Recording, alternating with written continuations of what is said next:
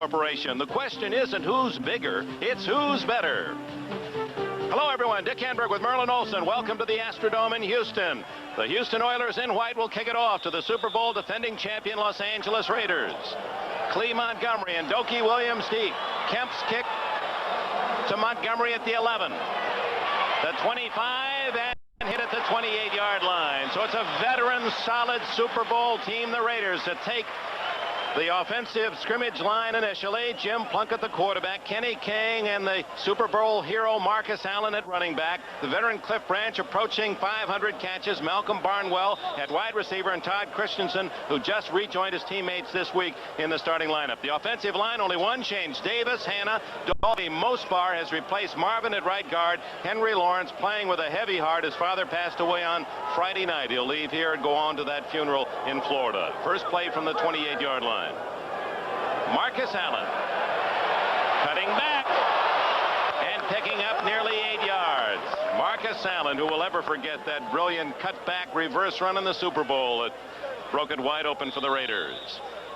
Defensively, this young Oiler team, Jerome Foster, Brian Sosha. He'll be married tomorrow, Will Sosha. Jesse Baker, the best pass rusher. Four linebackers, Avon Riley, Greg Bingham, the veteran, Robert Abraham, Robert Brazil, Steve Brown, and Willie Tullis at the corners, and Bostic and Hartwig are the safeties. It's second down and 3. Kenny King runs into trouble in the center of that Oiler defense. Brazil, 52, and Abraham, 56, collaborating on the tackle. It'll be third down and a yard. Oiler philosophy on defense, they want them swarming out there. Jerry Glanville will also have them moving all over the field. A very aggressive, very, well, risk-oriented defense. They're going to be doing a lot of dangerous things out there today. Hugh Campbell, who led the Edmonton Eskimos to 5 consecutive Grey Cup championships in the Canadian Football League. Last year with the LA Express of the USFL, signed here in January to coach Houston. Third and short, Plunkett's first pass, wide open is Cliff Branch. And Branch is at midfield before Willie Tullis can drag him down. A 13-yard gain, first down Raiders. Cliff Branch is still probably the most dangerous receivers that these Raiders have. And the reason for that is that he has not only great speed, but just an intuitive feel for getting to the open territory. They single covered him there. That's something you won't see much during the day. Branch took advantage of the opportunity. And with it, his 475th career reception. First down at the Oiler 49, just underway in the Astrodome. Malcolm Barnwell in motion. Marcus Allen.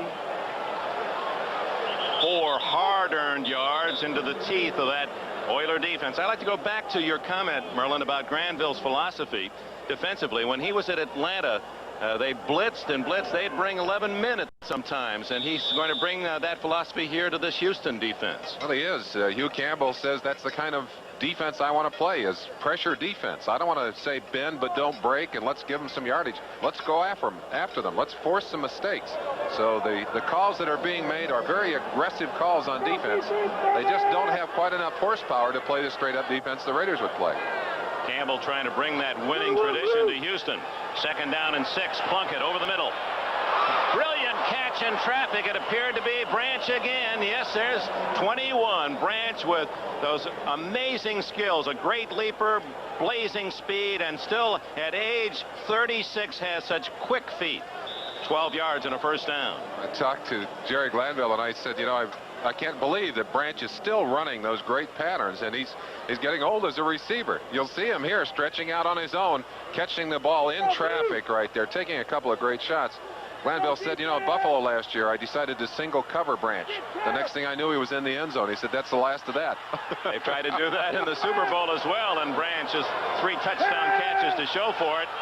To Branch again, but too long. Now, as we approach this end of the Astrodome, let's comment on the field conditions while we're in the comfort of the Houston Dome. The baseball arrangement, of course, is still in vogue here as the Astros battle in the National League, and that is a very soft dirt area, part of the baseball diamond, and you can see we could conceivably have a field goal try from one of those patches, one of those dugouts for the bases. If this is not the worst field in the NFL this time of year, it's certainly in contention. From the opening kickoff, it's second down for Plunkeett.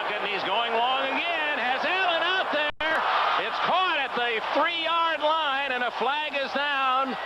It's against the Raiders, so they'll call it back. A 30-yard throw to Marcus Allen on that deep swing, but holding Raiders.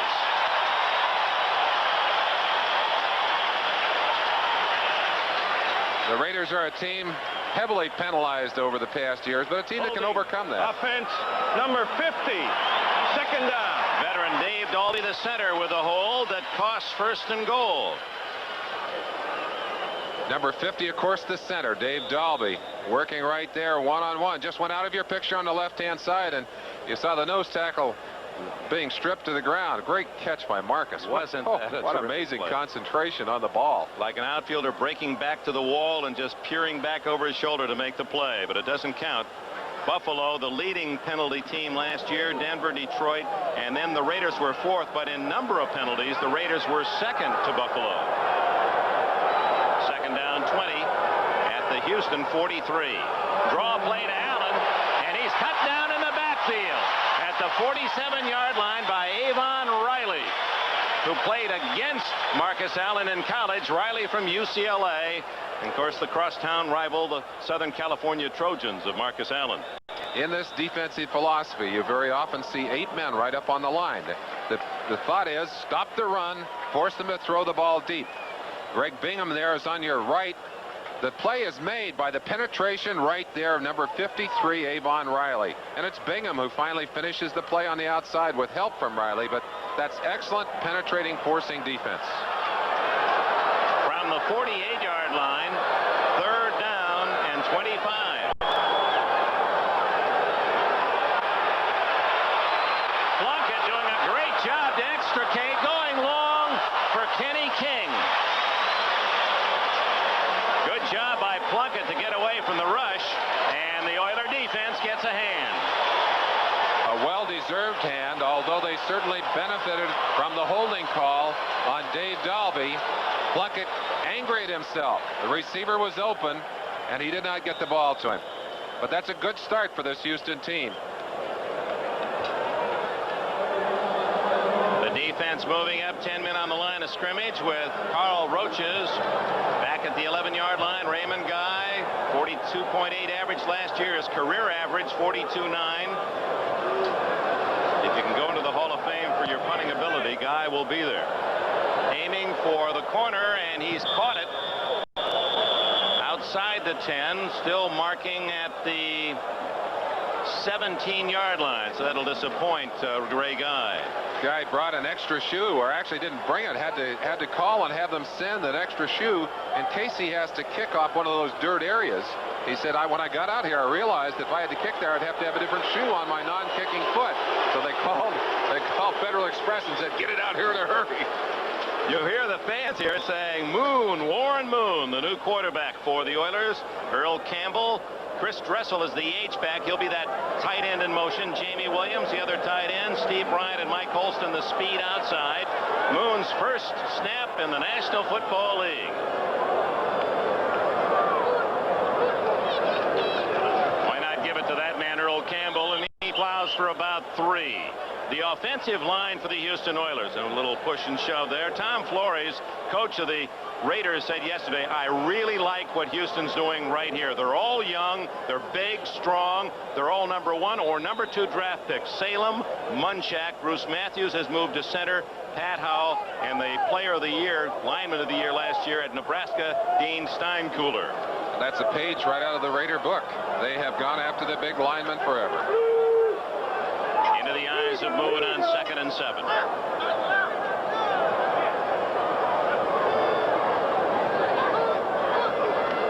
Moon's first throw. Intercepted from over, goes right into the arms of number 81, Steve Bryant.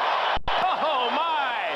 Lester Hayes thought he had 6 points the other way. It went out of Hayes' hands and took a Houston bounce to Bryant.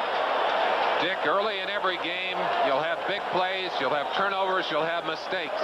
So far, the Oilers have benefited from several of those, and right here, this is a touchdown. Lester Hayes has a touchdown. The ball in and out of his hands, and right into the hands of Bryant. That is a remarkable turnaround. Warren Moon breathing a sigh of relief, but has to lift the spirits of these Oilers players. 28-yard play when it could have been a touchdown the other way for the Raiders. First down at the Houston 48. Big Earl Campbell to the 46-yard line. And Campbell, Tyler Rose from the University of Texas, the #1 player picked back in the '78 draft. And going into this year, in 6 seasons, Campbell with 8,296 yards. That's 9th best all time. And last year, while the Oilers were suffering through a 2-14 year, nevertheless, here was Campbell getting his yards over 1,300, a well-kept secret. Second down, 4.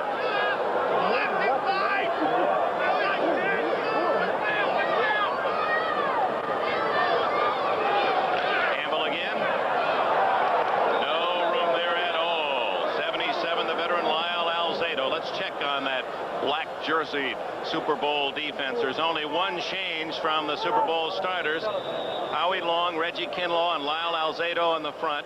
Millen, Nelson, Martin, and the one change, Stanley Adams and Jeff Barnes are sharing the duties, left by All-Pro Ted Hendricks, left outside linebacker. Hayes and Haynes, perhaps the game's very best pair of cornerbacks, and Mike Davis and Van McElroy. McElroy, a Pro Bowler at safety. And of course, a couple of substitutions there on the pass rush. Piquel and Townsend go in to make a 4-man line for them. Moriarty has replaced Campbell behind Moon. Third down and 4. Shoots Holston on the far side. Mike Haynes on the cover. And here comes the punting team on for Houston. So neither team able to strike for a score on the opening possession. Now, looking at that scoreboard, Merlin, it appears to be the road team is an advantage on this first week of the new season. Kansas City winning on the road at Pittsburgh. New England has won at Buffalo. Miami has won at Washington. San Diego is going to be a winner at Minnesota. San Francisco has won at Detroit. I think you got to be a little tougher to win on the road, but certainly that's how you get to a championship. You've got to win on the road. And the Raiders, of course, favored to win here in Houston. Veteran John James, dying spiral. Not a very good angle for James as it goes out of bounds around the 20-yard line. Tom Flores, now established as the coach of the Raiders. You know, how long did everyone say, well, it's really Al Davis is the coach and Flores is a titular head with the team? That's not so. No question about that, Dick. This man doesn't get the kind of credit he deserves. He is the coach of the Raiders. There's also no question about the input of Al Davis. But this man coaches the team. He makes the decisions, and he's made excellent decisions. Provides great continuity and stability for this Raider team. 2 Super Bowl championships under Flores, who was their very first quarterback 25 years ago. Marcus Allen to the 23-yard line. And with this Oiler defense not possessing the man-to-man strength and talent of the Raiders, they're going to have to gang up on defense. Talk about a swarming defense. This man, number 54, Greg Bingham, in 10 of the last 11 years, the leading tackler here for the Houston team. And look how many players they have out there. 1, 2, 3, 4, 5. I mean, that is excellent defense, and that's the kind of thing they're going to have to do this year to play good defense. Allen, a gain of 3, make it 4, second and 6. Allen again, close to a first down at the 29-yard line. Again, drawing a crowd. 52, Robert Brazile from Jackson State, where he was a teammate of Walter Payton, the great Bears runner. Carter Hartwig also in on the tackle. Third down, less than a yard. Dick, these black-shirted Raiders make no secret of their offensive philosophy. They put their big people up front. They go right after you, one-on-one, and they try and run in behind that strong line with the excellent running of a Marcus Allen, a Kenny King, or a Frank Hawkins. Hawkins and Allen are back, and it's Allen. First down at the Raider 31-yard line. Brazile down at the bottom of that pile, and the Raiders, with 5 minutes and 38 seconds remaining in the first quarter, have another 4 downs. Miami has defeated the Redskins 35-17. Big win at Washington. San Diego, a final. Wallops, Minnesota, 42-13. Dan Fouts, a big day. 49ers in the final seconds, a field goal to win at Detroit.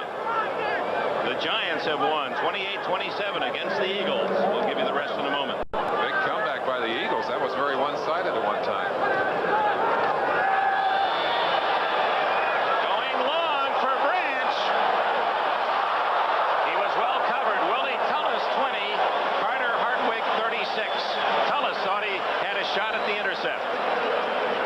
He did have an excellent shot at that ball, but the Raider philosophy is very simple. They feel they've got to show the long ball early. They've got to show it to you several times in the game, whether or not it's complete. And what they're trying to do is stretch the field laterally. Branch going up here, actually almost a defensive back in that situation. Knew he wasn't going to get it, just made sure that Hartwig didn't get it. Jim Plunkett, pass situation on 2nd and 10. He's 2 for 5 in this first quarter. Marcus Allen. Nothing on that right side. Number 24, Steve Brown, and 54, Greg Bingham on the stop, and a flag is down. New England has defeated Buffalo 21-17. Atlanta with a 5-point lead at New Orleans in the fourth quarter. That's always a struggle. Kansas City apparently will win at Pittsburgh 37-20 late in that game. The Bears roll against Tampa Bay 34-7 at Soldier Field. Final, Green Bay by a point edges St. Louis 24-23. Dick Enberg with Merlin Olsen. Astrodome in Houston. Welcome those of you who have seen the San Diego Chargers beat the Minnesota Vikings 42-13. Here we're late in the first quarter, less than 5 minutes remaining. Each team has had one possession, unable to score, and the Los Angeles Raiders, defending Super Bowl champions, have the ball at their own 32-yard line, 3rd down and 9. 6 defensive backs in for the Oilers. Frank Hawkins, Marcus Allen behind Jim Plunkett. Outside, over the head of Branch. He was covered man-to-man by Willie Tullis, and the Raiders will have to punt. Raiders did an excellent job of picking up the blitz, but Plunkett finally spotting an open man, getting it out there. Unfortunately, a little too high to catch. Tullis did a good job of being in the way of that pass, forcing it to be thrown a little high. Plunkett unhappy with himself. Raymond Guy comes in to punt. And Carl Roach is the only back for Houston at the 24-yard line. 10 men on the line of scrimmage. Beautiful kick by Raymond Guy. Roach is a fair catch at the 15-yard line. Racing downfield was Otis McKinney to cover for the Raiders. Hugh Campbell, 43 years of age, Washington State Cougar, graduated in '62. He was a 4th-round pick of the 49ers, elected to play in Canada, was a top receiver there, had 60 touchdown catches, coached at Whitworth, Washington, the NAIA, then the Edmonton Eskimos, where he won 81 games and lost only 22. He is a laid-back, quiet but strong leader. He has a quiet intensity that's really rather remarkable. From the 15, Earl Campbell. 9 yards for the 233-pound fullback. Campbell, a question mark going into last week's preseason game, had not been able to play because of problems after some postseason arthroscopic surgery. Came back last week, played well, and appears to be continuing on into this ball game. Rushing 4 times for 18 yards so far in the ball game. Look at that average in 6 years. That's the best in NFL history for average. 2nd and 1. And Campbell straight ahead for the first down. Dick, there's not much mystery on who's going to carry the ball if they're going to run it. The one-back system. No score late in the first quarter in Houston. Let's go. All right, Bob Costas. Well, the holdouts of Slusher has been a story every NFL season for quite a few. Moon going long. Incomplete to the rookie Eric Mullins, a 6th-round draft choice out of Stanford. He has tremendous speed. 4.39 in the 40. And it's an interesting story, Mullins. He was a Houston high school athlete. I'll give you the rest of that after we see him try to beat the veteran Lester Hayes. Yes, they've decided they're going to test Lester a little bit deep with the speed of Mullins there. You see him one-on-one. Lester allowed to reach out like that as long as he does not contact the receiver prior to the ball being touched. You see the kind of running ability he has. Moon has to hurry the play. 10 seconds on the 30-second clock. 6 seconds. 2nd and 10 from the 26. 2 seconds. They just got it off, and it's Larry Moriarty, second year back from Notre Dame, with a short yard carry. Back to Mullins.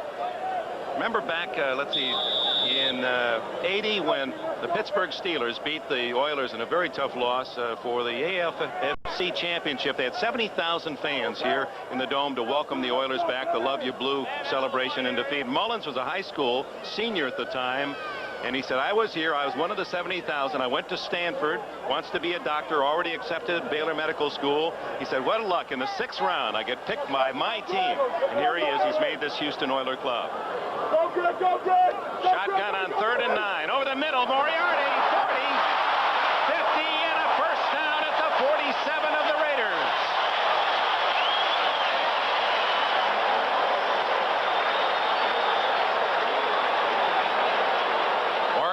Reaching back to corral that football with one hand. He's covered one-on-one by Van McElroy. And McElroy said something interesting before the game. He said, you can't give the receivers any room. I'll take it back. It's McElroy coming in to make the stop. Rod Martin is the guy that really was covering one-on-one in this situation. Moon is getting lots of traffic there. In fact, on his way to the ground, had to hear the crowd to know the pass had been completed. One-handed juggling catch by Moriarty. First down at the 48. And Campbell for 3, maybe 4. The Oilers' first invasion of Raider territory. We have a minute and a half remaining. No score first quarter. The point that McElroy was making in regard to Moon is that Moon has such a quick release that you have to cover those receivers very tight or he'll get them the ball. You won't have a chance to recover. Are hoping that Earl Campbell won't be the Houston offense, that Warren Moon's running ability and his strong arm will give them a more diversified and effective attack.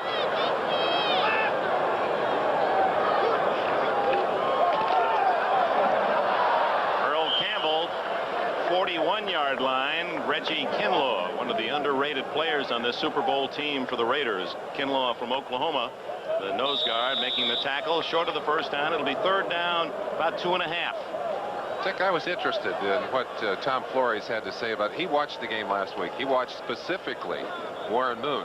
And, you know, he's talking about the fire in Moon's eyes and the fact that he was in control and he wasn't bothered by the pressure, and talk about quick release. It was amazing how many things, how many judgments he made just by looking at the game last night. There he is, a former Washington star. 3rd and 3. Oh, knocked down by 93. Greg Townsend, who, counting the Super Bowl statistics, was the leading sack man for the Raiders last year. He finished with 15, 10.5 regular season and 4.5 in the playoffs. Well, along with Townsend, number 71, Piquel there in your picture. But let's watch Townsend. Comes in at that outside position in the pass rush. Howie Long moves inside. You see him going up using his hands. One of the reasons I think this team is physically stronger is because of the fact that players like Townsend have another year of experience under their belts. John James, speaking of experience, this is his 13th year, now 35 years of age. Greg Pruitt, another wily veteran, back at the 10. And Pruitt with a fair catch, 12-yard line. 30-yard kick, but the Raiders, with their 3rd possession, will start deep in their own end. Dick, as we had a chance to visit with the Raider players yesterday, it was interesting how nervous Al Davis was. Said he was really worried. One of the reasons that he was concerned is that Marcus Allen had a shoulder injury preseason, only had 17 snaps in preseason. And Allen himself worried about his conditioning, whether he was ready. And I think the big worry for both Flores and Al Davis, would the Raiders come into this game with a kind of a down attitude. Would this be a kind of game you would have a hard time taking seriously? Well, no score yet. 15 seconds left in the quarter. And Marcus Allen cut down at the 16-yard line. A gain of 4. Greg Bingham made the tackle, and then Brazil was there just in case. And the Oiler defense on the field, and Warren Moon chatting with his coaches on the sidelines as the gun sounds, and that is the end of the first quarter. A very fast first 15 minutes here in the Astrodome, and no score. Warren Moon will be called a rookie. Is called a rookie. Certainly not a rookie in terms of play.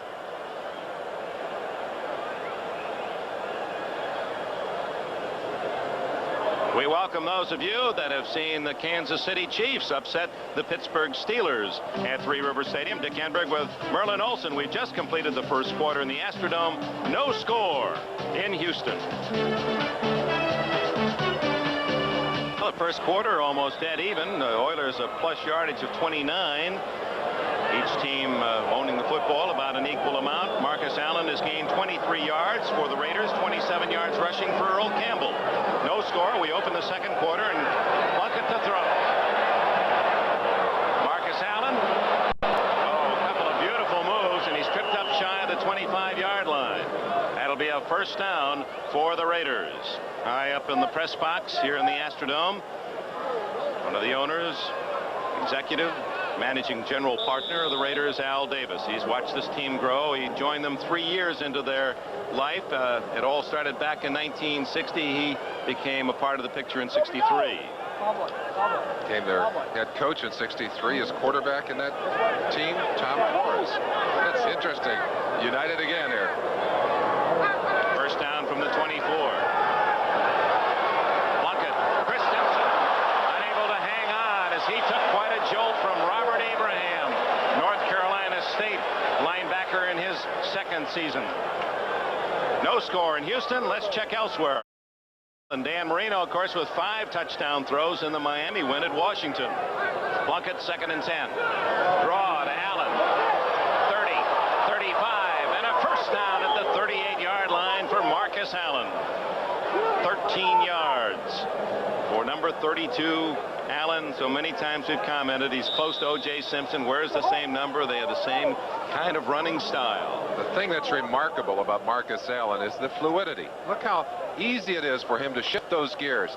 Feels the opening, sees them, great vision. Great running backs have great vision, and then they can take advantage of what they see.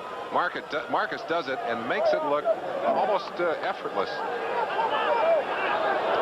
Allen, who's taking out his frustrations in the offseason on the piano. He's back to the keyboard. Well, it's some pretty music there out to the 45-yard line, a gain of about 7 more. Said when I was a youngster in San Diego, 8, 9 years old, I took piano lessons for a couple of years, and I thought I was a sissy. I wanted to be an athlete. Now he says that I've got things together. I bought myself a grand piano, and I'm going to learn how to play. Coming off the field, one of the things he was concerned with, and I mentioned a few moments ago, his conditioning. Only had 17 snaps during the preseason, and it's rather humid inside the Astrodome. Maybe having a little fatigue problem. That'll be close to a first down as Frank Hawkins in for Marcus Allen. That a Reno graduate. And Hawkins last year a major contributor to this offense. 526 yards he gained rushing, 4.8 average, and 6 touchdowns. Well, there they are. Hawkins very quietly in support. That's the depth of this Raider club. And they just perhaps go down. When you go to the 49th man, you have a solid player that could be a starter somewhere else. One of the interesting things that I picked up in a conversation with Al Davis, he said, I'd like to keep some strength in the wings.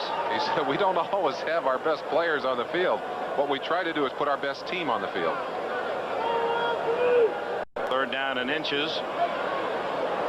And in comes rookie Andy Parker, number 81, a second tight end for Tom Flores. This short yardage does not mean necessarily they're going to stay on the ground. Derek Jensen also comes in, and Marcus Allen returns to the lineup. Raiders employing 3 tight ends in this situation, and Marcus back in there Obviously, Derek Jensen will be at the wing. They'll have a tight end on the line on either side, and the wing will be number 31, Jensen. Hawkins and Marcus Allen behind Plunkett. Near midfield, no score. 12:22 remaining, second quarter. Hawkins. What a charge, and then Hawkins on a second effort appeared to get the first down. But the Houston Oilers, Greg Bingham and Avon Riley, met him right in the hole, and in fact getting up slowly is Bingham. Bingham right at the bottom of that stack. Jerry Glanville, the defensive coordinator, talks about swarming defense, gang tackling, and look how quickly Hawkins draws a crowd. Bingham getting bent over backwards and literally being hammered by all those teammates. Great second effort, as you mentioned, on that play by Hawkins. Oh, look at it. He crunched his face, but I'll tell you, he's tough enough. You have to tie him down to keep him off the field. Bingham now in his 12th year. Played his college ball at Purdue, a native of Chicago. He owns some coin-operated car washes down here in Houston. They're going to have to put in some nickels for him and clean him up. Marcus Allen, a show of blood as well. It's a hard-hitting opener. And this will be an emotional game, certainly, perhaps more so on the Houston side. They are looking forward to working under this new coaching regime of Hugh Campbell, and he's going to have to worry about keeping them down for this game because they are all pumped up. First down for Hawkins at the 48.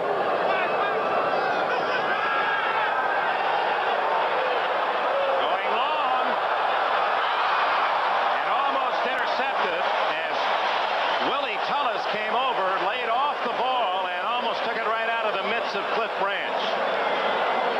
And I believe you're looking at the Achilles heel of this Oiler defense right there. The amount of time that Plunkett had to throw that football. They do not have a pass rush. They don't have the opportunity of squeezing a quarterback. And of course, you're getting an opportunity to watch that ball. Isn't that pretty? Nice spiral thrown by Plunkett. Unfortunately, a little earlier, and Branch might have had a chance to get it ahead of the defender. Good defensive job of batting the ball away. 2nd and 10. That's Greg Pruitt with a flag down, and Pruitt is hammered by Bingham and Brown. And the flag back around Plunkett's feet, so we suspect it is holding against the Raiders. So Bingham, look at him. Boy, he's got the bridge of his nose cut. I wonder if he put his arm around that referee if the penalty were on Houston. I don't know. They're getting the options now from the official. But, of course, that's the second time that the Raiders have been flagged for holding. Earlier, it cost them a chance to be down on the inside the 5-yard line when Marcus caught a pass in the game. 73, 2nd down. Penalty against 73 Charlie Hanna, the left guard. He and his brother John both now occupying starting positions at left guard. Of course, Hog Hanna, John over at the New England Patriots. Marcus Allen, apparently his cut up on the forehead.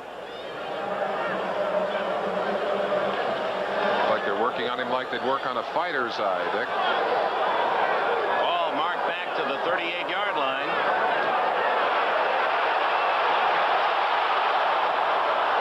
Over the head of Cliff Branch. He was well covered by Steve Brown, the left corner from Oregon. Plunkett doing an excellent job of avoiding blitzing linebackers and linemen charging through. A lot of pressure on that play, and Plunkett able to get away and get the ball out of there, but not able to put it on target. Steve Brown, number 24, doing a good job on coverage. Now these Oiler corners, well, we'll look at them as they line up. It will remind you of a couple of other corners, at least in the way they press these receivers right up tight, working man-to-man. 3rd down. Long.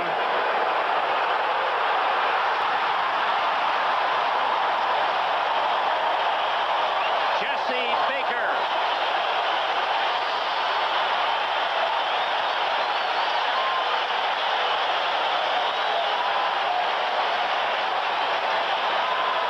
The Oilers, who had only 31 sacks all last year, and they love times it's like a rare jewel for them to come up with one of these. Pressure right here has to be an encouraging sign for Jerry Glanville and this whole Oiler defense. That's the kind of thing they're going to have to do more and more of. Mike Stensrud along with Baker with the sack. Now Raymond Guy to punt on 4th down and about 30. He hammers a beauty. Carl Roach is at the other end, back to the 22. And only returns for a couple. 52-yard punt by Raymond Guy. Otis McKinney with the tackle. A flag. An early release by one of the interior linemen for the Raiders. We'll see whether Houston asks Guy to do it again. One would guess they would, in that was a 52-yarder, and force Guy to kick from farther back and see if he can come up with another. Certainly he has the power to do that, but I think you've got to look at his average and say we better have him try again, hoping that he may knock one off the side of his foot, or perhaps that you can get a return. Only a 2-yard return on that play, so the net was very much in favor of the Raiders on that situation. Number 30, offense, illegally downfield, 4th down. Stacy Turan, a rookie from Notre Dame. We had a lot of, there's Turan, a lot of high-scoring games in this first week of the season. The losing team scoring, well, New Orleans scored 28 in a loss to Atlanta. Pittsburgh had 27, still lost by 10 to Kansas City. But this one scoreless with 11 minutes remaining in the first half. And Guy now will punt from around his own 12-yard line. Roaches creeps up to about the 35.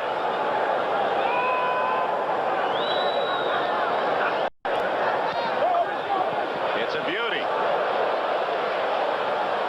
And goes out of bounds at the 21-yard line. What a kick by Guy. And we've got a wrestling match back at the 40-yard line. And nothing serious there now. No, I guess continuing to push and shove. Well, Guy, after a 52-yard kick, all he did after a 5-yard penalty was nail 157. So the Oilers get it in the same place due to Guy's tremendous kicking talent. Well, that was one of those personal foul or unsportsmanlike conduct, both teams. 28 on the kicking team, 23 on the receiving team. They offset, unnecessary roughness. Fair ball. Jeff Donaldson engaged for the Oilers, and Otis McKinney for the Raiders. 10 minutes and 49 seconds remaining in the first half here in the Astrodome, where the Raiders and the Oilers are scoreless. With Merlin Olsen, Dick Enberg, we're back at the Astrodome in Houston. The closest we have come to a score. Lester Hayes had a short touchdown on an interception, had the ball bobble through his fingertips, and it actually went for a completed pass for the Oilers. But Warren Moon, as he looks at Matt Millen, tough against the run, and two great cornerbacks staring at Moon in his debut in the National Football League. Rolling as he did in Canada, and finding the open man, Steve Bryant, number 81, and a first down at the Houston 38. So Moon is 3 for 5. 63 yards now for Moon. Part of the strength of this great Raider defense in those two men right there, Lester Hayes, Mike Haynes, both with great one-on-one, man-to-man, hand-in-hand kind of coverage. But Warren Moon here beating that coverage with a fine throw. As you see him zipping the ball in, Bryant had cut back, and that's man-to-man on Hayes there that they made the completion. Tim Smith in motion. Campbell cutting back to the 36-yard line. Now the Oilers will have second down when we return, but right now two bouncing in the Hoosier Dome in Indianapolis. Second down and 7. Moriarty, and he's close to a first down, and a flag goes down.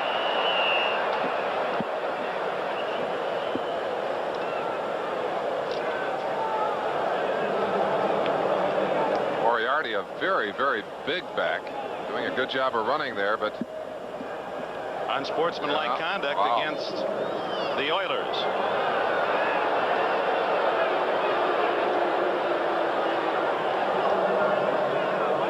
Yeah, the Oilers?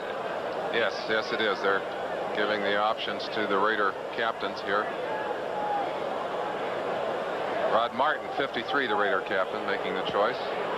Illegal block, number 83, offense, second down. Tim Smith, who caught 83 passes, more than any other wide receiver in the National Football League last year, but is not a starter this year. He's playing at that H-back, and he was the culprit. Can't see it in this picture. I believe it was back behind the play. That could well have been that he was pushing in the back on that play, or going down low on a linebacker. Again, the NFL has made it mandatory that you don't chop those outside people down low on their legs. Less than 10 minutes remaining in the half here in Houston. Still no score. Howie Long chasing Moon and almost intercepted. Two black jerseys over there. Jeff Barnes, 56, and making a dive, 23, Otis McKinney. Howie Long, one of the quickest of the defensive linemen on this team, and you saw the quickness of Warren Moon on that play as he got to the outside. He'd like a little more room on this field, wouldn't he, Dick? Well, he was used to that luxury of added yards. Well, there's his home field the last 6 years up in Edmonton. You can see the width of the field, considerably more room there. 11 plus yards, and even in the end zone 15 more yards. We'll talk more about that later, but you look at that square footage, only over 4,000 more square feet in which to operate in the Canadian League. 110 yards longer. Moon with flags down, showing his strength to get away from initial contact. That was Alzado in there first to force him up in the cup, where Bill Piquel, 71, registered the sack. We've mentioned the size of that field. Oops, it's against the Raiders. Well, that's interesting. Here's a little history for us, Dick. We were up there during the strike 2 years ago. You see how he rolls to the left. By now he'd almost be out of bounds. Throws the ball. There's still all that room. The width of the field, and everyone has commented on, well, will Moon be able to adjust to the shorter distances, the width of the field? And it was interesting yesterday. Both he and Hugh Campbell said that's not the problem. It's when you get inside the 20 that's been the most difficult. Well, the end zone, because that field does get smaller and smaller and smaller, and that has been difficult for Warren Moon and the Oilers to adjust to. Third down and 12. Incomplete intended for Steve Bryant over the middle. He had more time than he had figured after stepping up. I got to think that he's just maybe a little bit too tight. You know, he tried to, he said, look, I'm going to just approach this like a regular game, but with all of the hoopla and all the preparation and all of the laying awake at night and thinking about this game, and you see the emotion there. He's an emotional young man on the field, very quiet off the field. Got to believe that maybe there's a little bit too much adrenaline pumping through his body right now. Now the Raiders are going to get it. Pruitt back at the 30. James' kick is short. Pruitt at the 34. And back to the 39-yard line. Pruitt, who set a National Football League record last year for most yards in punt returns. He's still alive and kicking and contributing to this Super Bowl team. Timeout, 9:28 left, first half. Merlin Olsen at the Houston Astrodome. I want just to show you the differences. I've got a fairly good-sized hand. The difference in these two hands. Well, the one thing, the point is that there's no rings on there. The fingers are a little crooked on there, too. Yeah, there's some bad-looking knuckles there. But this ring for the Los Angeles Raiders, a Super Bowl ring, it takes a hand like yours to wear it. I swear I'd have to put that on 3 fingers. It is big enough, that's for certain. Well, the third time around, I guess they certainly felt, and justifiably so, they deserved a big ring. With the ball, no score. Second quarter, Plunkett going to run at 40, and he steps out of bounds near midfield. Jim Plunkett, he was a little upset with you. You said last week something about his appearance. Oh, well, he got after me yesterday. He said, my wife's got a bone to pick with you. He said, on the broadcast last week, you said I wasn't one of the better-looking quarterbacks in the NFL, and she said, well, Dick, I know that, but does Merlin have to tell everybody? I was talking about his appearance as a quarterback, the fact that he's sometimes awkward. But let me tell you, Plunkett ran extremely well, looked great on that play. He has shown us some real physical dexterity in getting away from the pass rush today and choosing to run on that play. I'm impressed. Jerry, I'm sorry. I didn't mean anything about your husband. No, I'm sure the apology is received. He was kidding. He's going long, and Branch is open. Hit him in the shoulder pad. It appeared Branch had 6. Willie Tullis was a step behind. That's the kind that Branch will replay a few times in his sleep. And of course it will be replayed many times on the film, because that ball should have and could have been caught, and Branch doesn't miss many that bounce into his hands that way. Hit him right in the helmet, Merlin. Certainly did. I think he just misjudged the ball. It could be that he's looking up into this backdrop. This is, one of the things about playing indoors. It changes the way you look at a football, because you got a lot of things to look up into, lights, and there's skylight up there. It's not an easy backdrop to catch a ball out of. 3rd and short. Marcus Allen is toppled, and the Oilers say they've recovered a fumble. No signal yet from the officials. Swarming and gang tackling. That's the emphasis on this defense. And let's look at the result. Marcus Allen taking the ball. He's trying to slide to the open turf. 1, 2, 3, 4, 5. 5 white shirts stacking into him. And the question as to whether Marcus was able to get that yardage or not. Greg Bingham, 54, the veteran inside linebacker, led the charge. Marcus watching, as is Bingham. The measurement, and it's short of the first down. And Dick, who would have thought that the lowliest team in the league the past 2 seasons would come to this point in this ball game, shutting out the Raiders so far in a 0-0 ball game.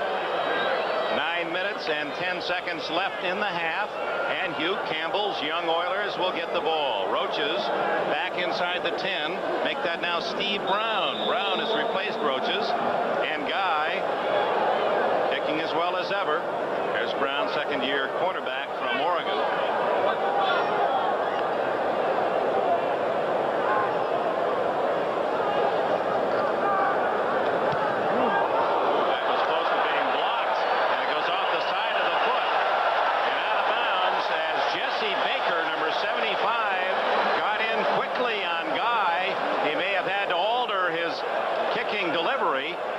Are going to come up with good field position. Well, how do you nullify the great weapons of the Raiders? You get some pressure on them. You try and take them out of their rhythm. But I think Guy was worried about the dirt, too. He was looking down at that field. Had an impact on his kick there. Only 20 yards on the punt. Back in the Astrodome. Baseball alignment, the sellout, around 46,000 fans. Some of them have now used their tickets on a rainy Sunday afternoon on this Labor Day weekend. But Warren Moon trying to brighten things up for the Oilers. No score. 8:50 remaining in the first half. First down at the 31 after the 20-yard punt by Guy, and that play gets off rather poorly. While they untangle that scramble, let's remind you that today's game is brought to you by Chevrolet, with the performance, the style, the innovation, the quality, and the value that make up today's Chevrolet. By Old Milwaukee and Old Milwaukee Light. It doesn't get any better than this. And by Apple Computer.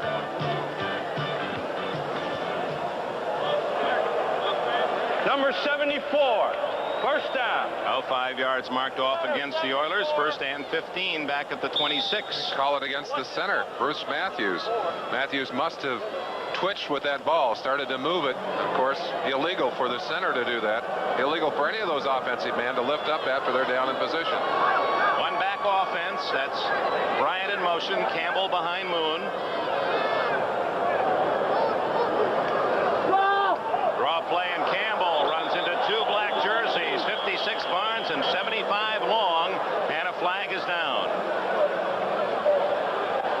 Not much to applaud about if you're an Oiler fan on that play, and on top of it, you got a penalty. Now here with a loss to Campbell, I'm sure Matt Millen and Rod Martin will take the play. Illegal formation, offense, penalty is declined, 2nd down. I think Campbell has to be concerned at this point that you don't want to have those mistakes, but he certainly has got to be pleased so far with the score in this ball game, and basically certainly happy with his defense. Not as happy with the offensive performance, in particular of Moon. Moon a little bit shaky here in the early going. Second down and 21.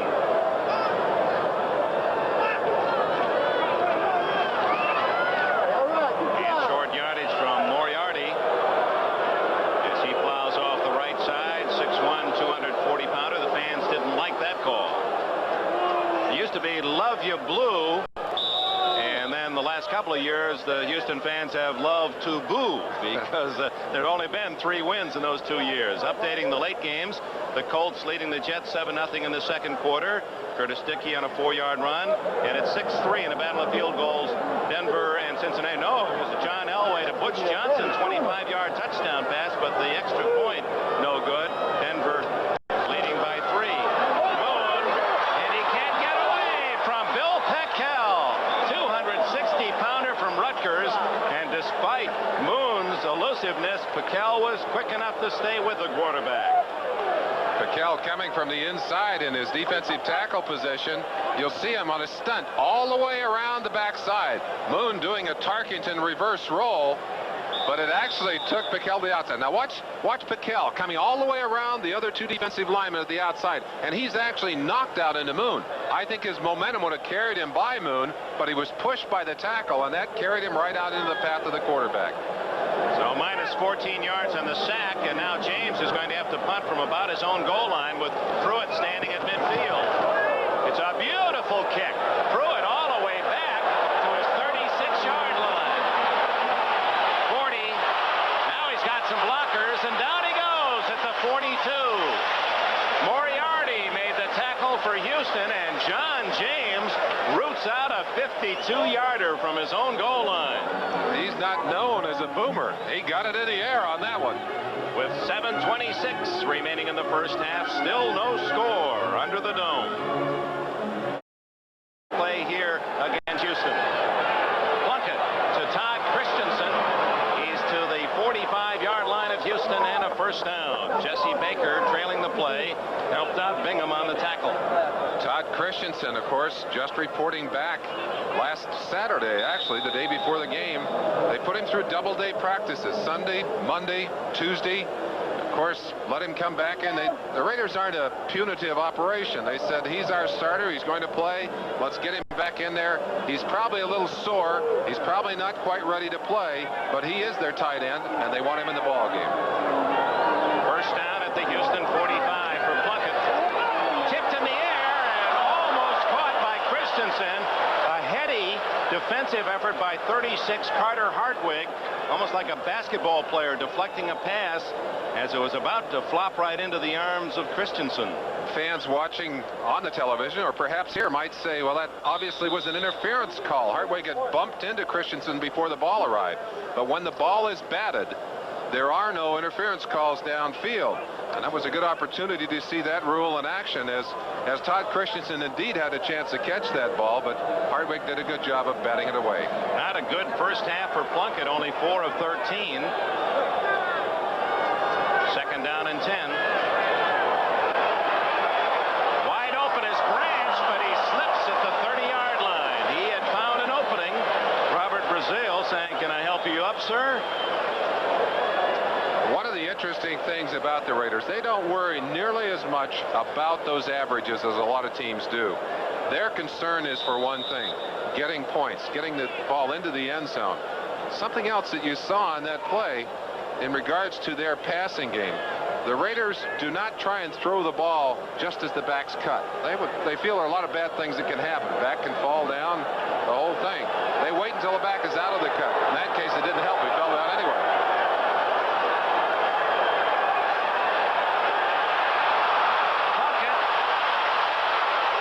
He hit at the 39-yard line, short of the first down.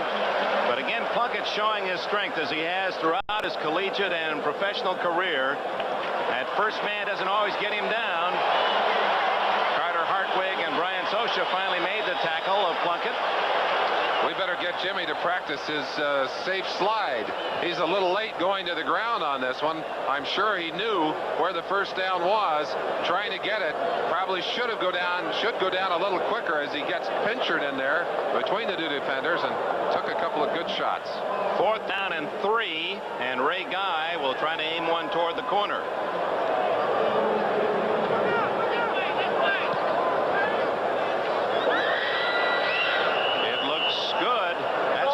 Excellent kick around the 5-yard line from this angle. And there it is, right at the 5. 32-yard punt, no return. The Oilers will begin deep in their own end. No score. 5:44 left in the half. Number 1, Warren Moon and his young Houston offense huddling in the end zone. They spot the ball at the 6-yard line on Guy's well-angled punt. Dean Steinkuhler, number 70, the right tackle, the number 1 pick by the Oilers and the 2nd pick in the draft. And he's working against Howie Long, the all-pro end of the Raiders. And there's the fumble. And Earl Campbell falls on the loose ball. We were about to say there has not been a turnover in this game, and very nearly Campbell a disastrous fumble deep in his own end. Raider coaching staff showing a lot of respect for the way these Raiders have played. They're playing a tough, hard-nosed defense against them, but interesting, the Oilers just haven't been able to get on track. They just haven't been able to get anything going offensively. Their defense doing an excellent job, but offensively not getting anything moving. Credit Campbell with a yard on the fumble at 2nd and 9.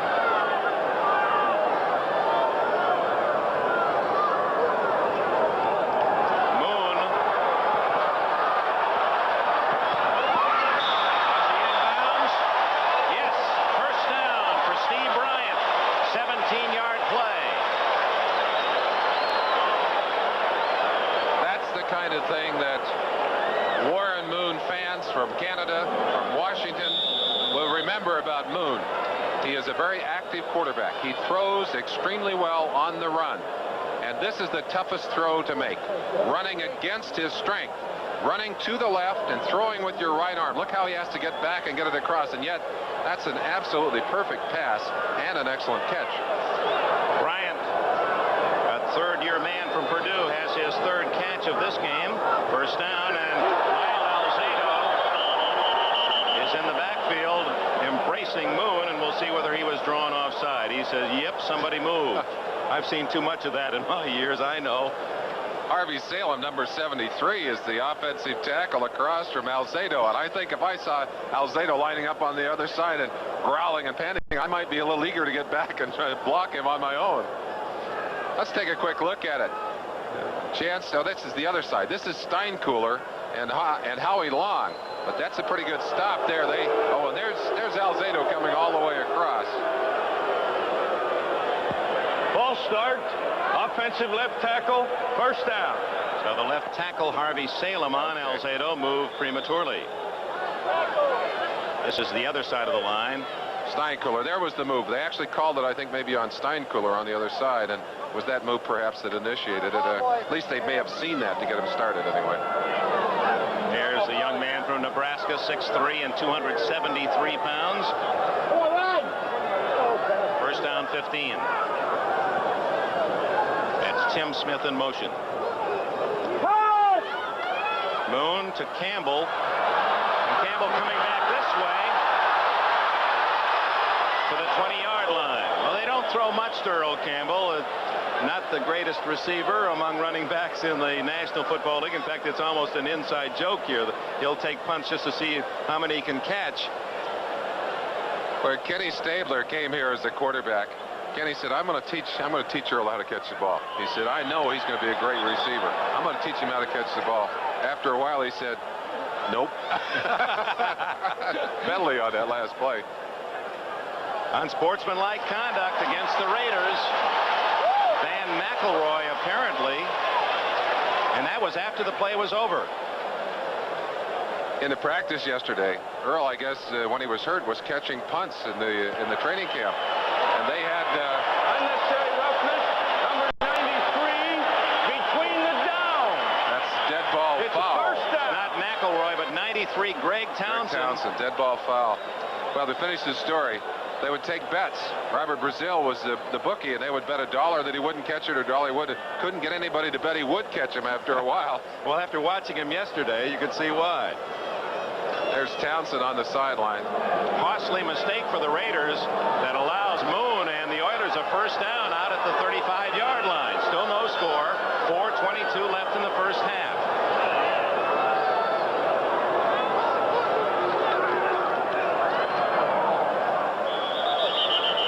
Just a couple of yards for Campbell, and we have another skirmish down at the 45-yard line between Mike Holston, 84, and one of the Raider defensive backs, Hayes. Lester Hayes. Looks like Holston is trying to get up off the ground, and Lester Hayes, I believe, is going to be ticketed for a foul here. Looks like Holston was trying to get off the ground, and Lester wouldn't let him up. One of the reasons that Holston started this game is because he is a much more physical player than Tim Smith. And that might be the result of the little physical activity going on between those two. Well, back-to-back 15-yard penalties. The personal fouls. Unnecessary roughness, number 37. First down. Well, the Raiders in their black jerseys and silver helmets, they've had the reputation through the years of being very physical, and sometimes it's costly. First down at the Raider 47-yard line. 60 yards and penalties for Los Angeles in this first half. Now, Moon has his team in L.A. territory at the 47.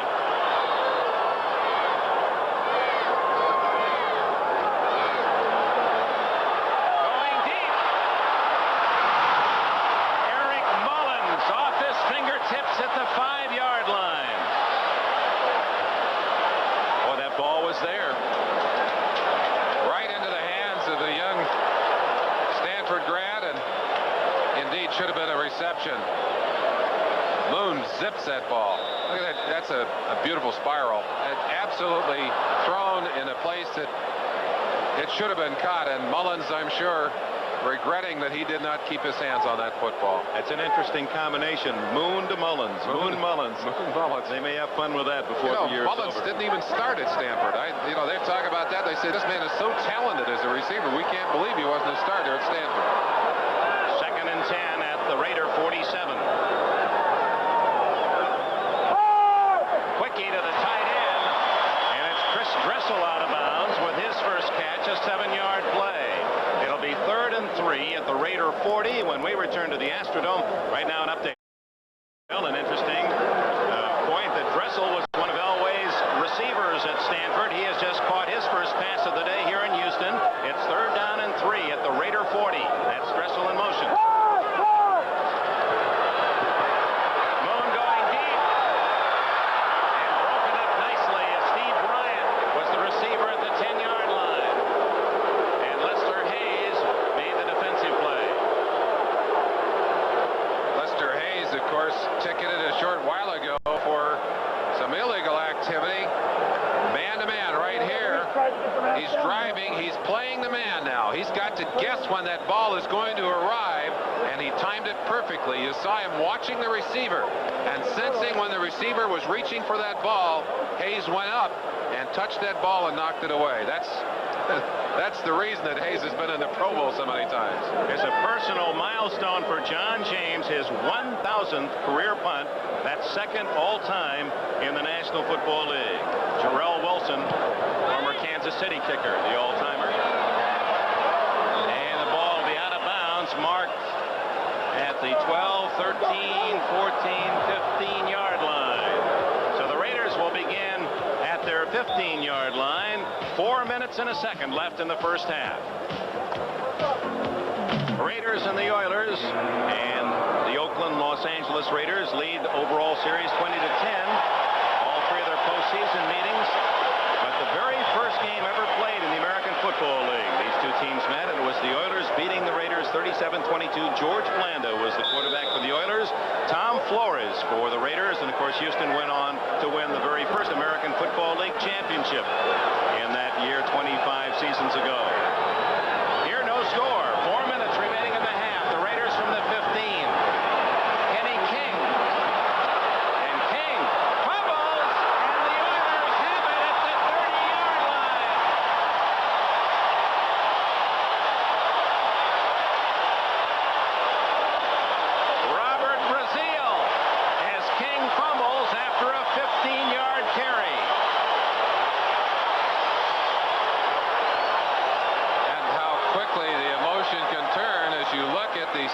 reports on fumbles from 1983, and indeed, when these Raiders were beaten during the season, it very often came as a result of their own miscues, interceptions and fumbles. And it looked like Kenny King was going to shift this Raider offense into high gear with a very fine run.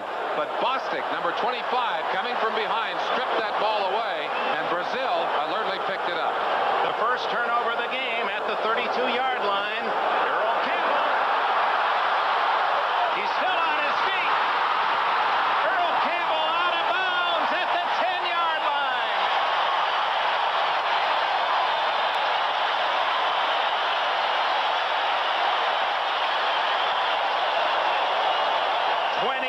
yards for Campbell. All-time average yards per game. Jim Brown, the only man in history to average over 100 yards every time he played, but Campbell is second all-time and considerably ahead of Peyton, Dorsett, Simpson, and all the other great runners. And Campbell showing he still has outside speed. It is a first down at the 10-yard line as Houston threatens with less than 4 minutes left in the first half. A scoreless tie.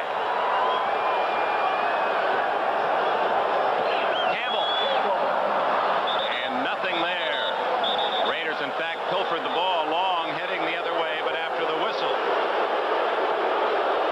I think maybe Howie would love to have had that ball, but I don't think he wanted to run 80 yards to the other end zone.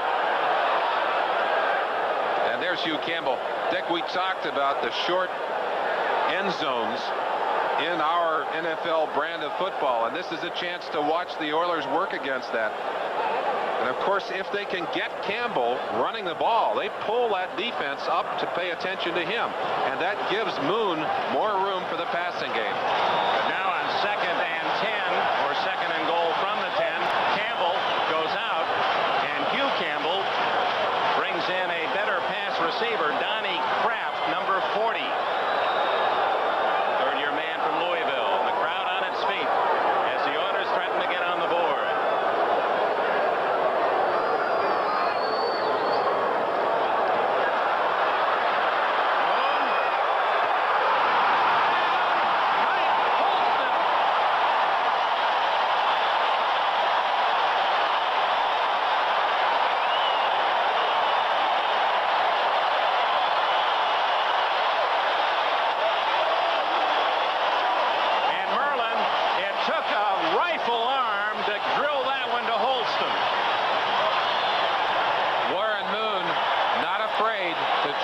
Those defensive backs, and even though they were sitting right on top, Van McElroy 26 right on top of Holston, and 51 Bob Nelson there too. You'll see it here, coming inside, and Moon rolling away from the rush, and he just shot that ball in between those two defenders. That's a great play. The extra point by Florian Kemp is good. The Houston Oilers, after a fumble recovery, and we've got another pushing match as the Raiders and Oilers have been dancing throughout this half. Sean Jones, 99, being pushed away, a rookie from Northeastern, by his teammates. But after the fumble recovery at the 32, Moon gets the score on a 10-yard rifle shot to Holston, who was shaken up in the end zone. The Oilers lead the Raiders 7-0 late in the first half. So Hugh Campbell has his first touchdown as a coach in the National Football League, and the man he brought with him from Edmonton, Warren Moon, fired it to Holston, 10 yards, and the Oilers lead 7-0. Lee Montgomery and Dokie Williams are deep for the Raiders. Here's Kemp's kick toward Montgomery at the 6, the 20, and a flag down as Montgomery is tackled at the 30-yard line after a 24-yard return, and we would guess that the Raiders will be pushed back with another infraction. And there's Warren Moon, a happy quarterback on the sidelines. Let's go back to Coach Hugh Campbell as he observed Moon's touchdown throw. Campbell's first NFL touchdown for his team under his control, and look at that. You see almost a great sigh of relief from the man. On the return, number 56 on the receiving team. Illegal block. First down. Jeff Barnes, and that means the Raiders are back at their 12-yard line to start this series with 3:12 remaining in the half. Well, this is what Hugh Campbell was hoping his team could do. Stay close early. Use all that enthusiasm. Now this crowd is starting to believe. They came in late. They seemed almost disinterested, but now they're very much behind this young Oiler team. They lead 7-0 with 3 minutes and 12 seconds left in the half. Watch number 26 on the left side of your screen. McElroy. Number 71 is Piquel. He's putting the pressure on Moon. Moon rolls to his left. Now you'll see the receiver, Mike Holston, coming in right here with McElroy right behind him. Watch the shot. That's Matt Millen. That's 270 pounds. You saw a picture a moment ago of Holston on the sideline, and he really took a shot, but he hung onto the ball, and that's the critical thing. A remarkable throw by Moon, and perhaps even a better effort on the reception. Plunkett from deep in his own end to Marcus Allen. And he's down at the 15-yard line, a gain of only 3. Robert Brazile, who recovered the fumble that set up the Houston touchdown, made the tackle. Talking to Jerry Glanville, a defensive coordinator for the Oilers, asked him about his team and who he was happy with and so forth. He said, "You got a couple of youngsters down there, Bingham and Brazile." He said they're playing like puppies with all that enthusiasm. Bingham in his 12th year and Brazile in his 10th. 2:43 left in the half. Going upstairs to Barnwell. And a flag is down. They're going to call interference against Steve Brown. That'll be a 35-yard penalty.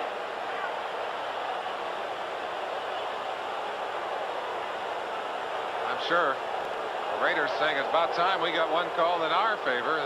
Certainly most of the breaks and most of the calls have gone against them here in the early going. There was a bump before the ball arrived, and Brown called for interference at midfield. Defense, number 20, first down. Well, it couldn't have been 20. 24 was the only white jersey in the picture. Well, they tell us on the other side, and it is the call here by this official who apparently saw it just before. We saw him reach for his hanky a little earlier. Of course, he can't throw it till the play is finished. There it is. Well, Brown, you can see why Steve Brown was upset. That was really a close call, but the Raiders will take it at the 46 of Houston with 2:41 left in the half. Allen likes to throw, and he's going long. Yoki Williams right in his hands. Oh, you can't throw a ball better than that. Marcus Allen, who threw for 3 touchdown passes last year. What a pass. Now, Matt, we've seen Marcus throw the ball. Most running backs at this point are going to turn off and run with the ball. But Marcus rifles that ball about 55, 60 yards in the air, and Doki, who's a great sprinter, gets it in his hands in the end zone. I don't think he believed Marcus could throw that far. Well, Allen was a high school quarterback in San Diego, and last year he threw 7 times, completed 4, and 3 of those were for touchdowns. Certainly should have been 1-for-1 in a TD here. It remains 7-0 Houston. Plunkett to Christensen at the 35-30, and Todd Christensen out of bounds at the 22-yard line. First down for the Raiders. It's a very important series for the Raiders. We look at the numbers that really established Todd Christensen as such a major factor in the successes of the Raider team last year. 92 yards. You see him pointing a finger back at Plunkett, who did indeed drop that right on target here. But Christensen apparently coming in excellent shape, right at his playing weight of 231, and quickly becoming a factor in this game. Leading receiver in the NFL with those 92 catches last year. That was his second today. First down, Plunkett going for the tying score. Christensen. He was covered by Greg Bingham. Talking to Raider coaches and to Al Davis earlier, they were concerned about whether this Raider team was ready to play. And I think, well, you get a feeling for them. They started slowly in this game. Intensity, emotion are 2 qualities that make such a difference in a ball game. The Raiders have not had it, but the events of the last few minutes may have stimulated them and got their hearts pumping and the adrenaline pumping a little bit. See Flores, he's concerned. Al Davis was the man who was worried about them. He said, hey, I'm not sure we're ready to play. Well, they're 7 down at this moment. Christensen and Bingham on the coverage. Incomplete. So Plunkett now is only hitting on 1 out of 3 throws.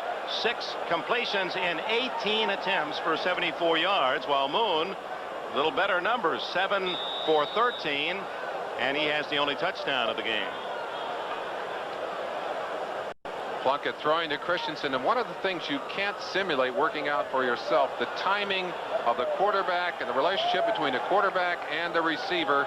Christensen, you see, moaning a little bit there. Perhaps if he had spent his time in training camp, he might well have caught that one instead of missing it. Yeah, the ball was certainly catchable, and timeout called by the Raiders with 2:16 remaining in this first half. The Oilers lead 7-0 on Warren Moon's 10-yard touchdown throw to Mike Holston. You see the Jets have scored and have tied the game at Indianapolis at 7 just before the half. And the other late game, Denver leading Cincinnati 13-3. This telecast, presented by authority of the National Football League, is intended for the private use of our audience. Any rebroadcast or other use of this telecast without the express written consent of the Houston Oilers and the National Football League is prohibited. The Super Bowl champion Los Angeles Raiders opening on the road here in Houston. And it's been a struggle the first half for Jim Plunkett and Tom Flores, as they have been shut out with 2:16 left in the first half. And of course, at halftime, we'll bring you up to date on all the scores of week 1 in the NFL and some upsets.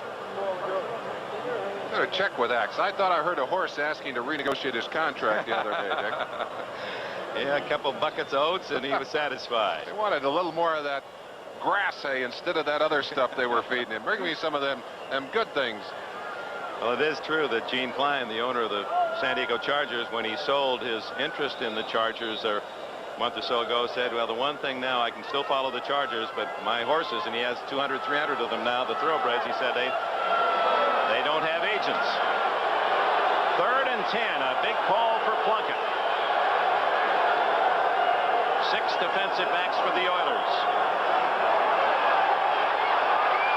For Christensen, almost intercepted. Christensen had to break it up as the coverage from Darrell Meadows from Toledo University.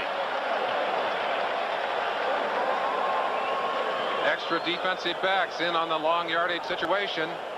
Plunkett deciding to take the option to his tight end.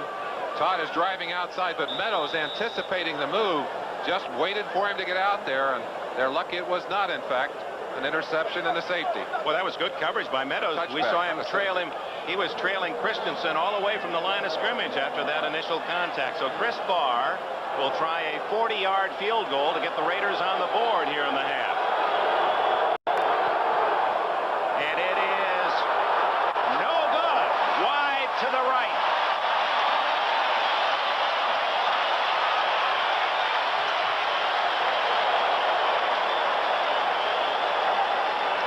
It remains 7-0 Houston. Dick, there's something I remember from my playing days very well. Anytime you go into an indoor stadium, the crowd can become a factor very quickly. The noise level in this stadium is almost multiplied by 2. And this is when this crowd is aroused, they're a loud and noisy group. Let's run down quickly all the scores. Miami wins at Washington, an upset, and 5 touchdowns for Marino. San Diego, a big winner at Minnesota. 30-27, 49ers in the final seconds win at Detroit. 28-27, the Giants open with a win against the Eagles. Moon to Campbell. Campbell running over his own blocker and is down at the 25-yard line. And the whistle sounds. The 2-minute warning has been given here at the Astrodome in Houston. As you look at Marcus Allen, he bloodied earlier in this game, and the Raiders have been shut out to this 2-minute mark. Houston leads 7-0. Super Bowl winning coach of the Los Angeles Raiders. A winner on the field, admired and respected. And off the field, he's a leader in his community. Most of all, I want to congratulate all of you for your efforts, for your caring. As a Spanish American, he was raised among people with diverse backgrounds. When you work as a volunteer, you don't get paid. Why do you do it? Why do people volunteer for certain things? Who can raise their hand and tell me? Volunteers get love and respect. These students in the La Raza course in creative writing are learning to express pride in the rich heritage of their Spanish origins. In America, everybody has a chance. Everybody. Natalie, a very nice paper. Keep up the good work. Congratulations. He knows their goal is to be the best their hearts and minds can make them. United Way salutes the work of La Raza and volunteers like Tom Flores. Thank you very much. Gracias y adelante. This message furnished by the National Football League. The Astrodome, the Oilers leading 7-0 over the Raiders. 2 minutes left in the half. The other scores today: New England wins at Buffalo by 4. It was Atlanta upsetting New Orleans 36-28. Kansas City, there's another upset, wins at Pittsburgh 37-20. The Bears at home against Tampa Bay, a big winner.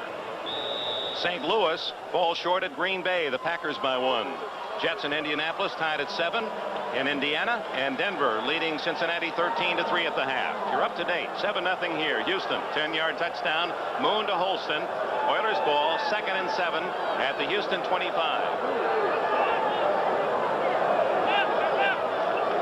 Moon on a draw. Moriarty, 4 yards short of the first down. Merlin, it was interesting yesterday that Hugh Campbell thought that his team this early in the season, and with all the coaching changes offensively, is even and maybe a little ahead of his schedule. Well, one of the reasons for that, he selected Kay Dalton, who'd actually been here at Houston, who allowed the continuity of the terminology. The biggest change for a coach coming in very often is being able to speak the same language with your players. Well, Campbell was able to come to agreement. In fact, he said Kay Dalton thinks like I do on offense, and he was thrilled then to keep the man here who had been in charge of the program, change some philosophy perhaps, but the thing they were able to keep in place was the terminology. And the reason for that makes it so easy is only Warren Moon and Hugh Campbell had to learn the new terminology. Everybody else could speak the language, and that probably saved him. Hugh said it saved us half a year in our transition. So a little tougher on the head coach and his #1 quarterback. But in terms of the total team effort, that was the obvious answer. Well, and the obvious thing we're seeing here, they're not afraid to go for it on every play. I mean, it's a go-for-it kind of offense, just as they are on defense.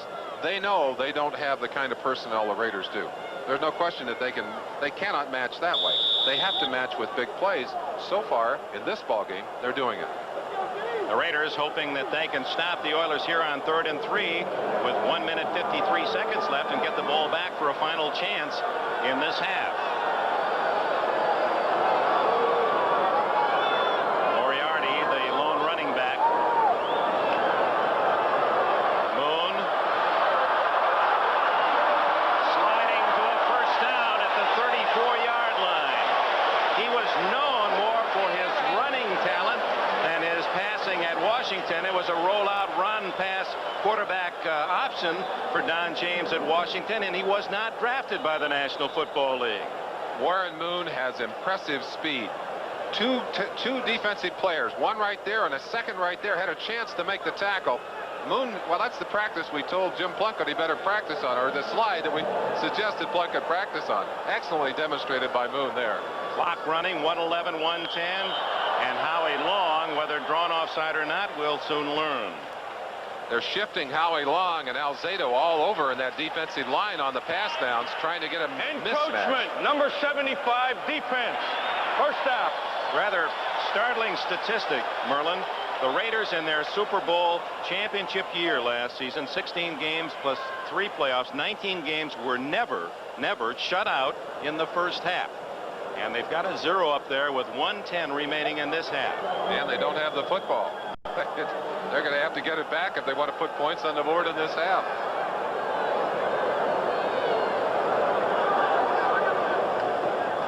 Moriarty out to the 42-yard line, a rather safe call, and the clock running at 1:04, now stopped by Houston, so the Oilers call the timeout. I almost have the feeling that the Oilers maybe have gone a little bit conservative in the last few seconds of this half. Comfortable perhaps with that 7 points they have on the board. I don't think that's going to be enough to win this game. Warren Moon following James Harris, Doug Williams, Vince Evans, the 4th black quarterback to start in the National Football League.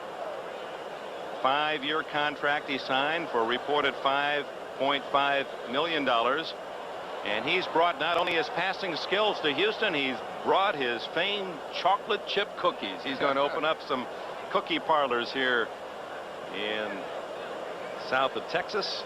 He was the Rose Bowl star for the Washington Huskies as he led them to an upset win over Ohio State. It was Michigan, 27-20 back in 1978. He's from Los Angeles Hamilton High School, so he's not only playing against some people he knows rather intimately, but he knows they're watching back home in Los Angeles this afternoon. 7-0 the score. Campbell back as the lone running back.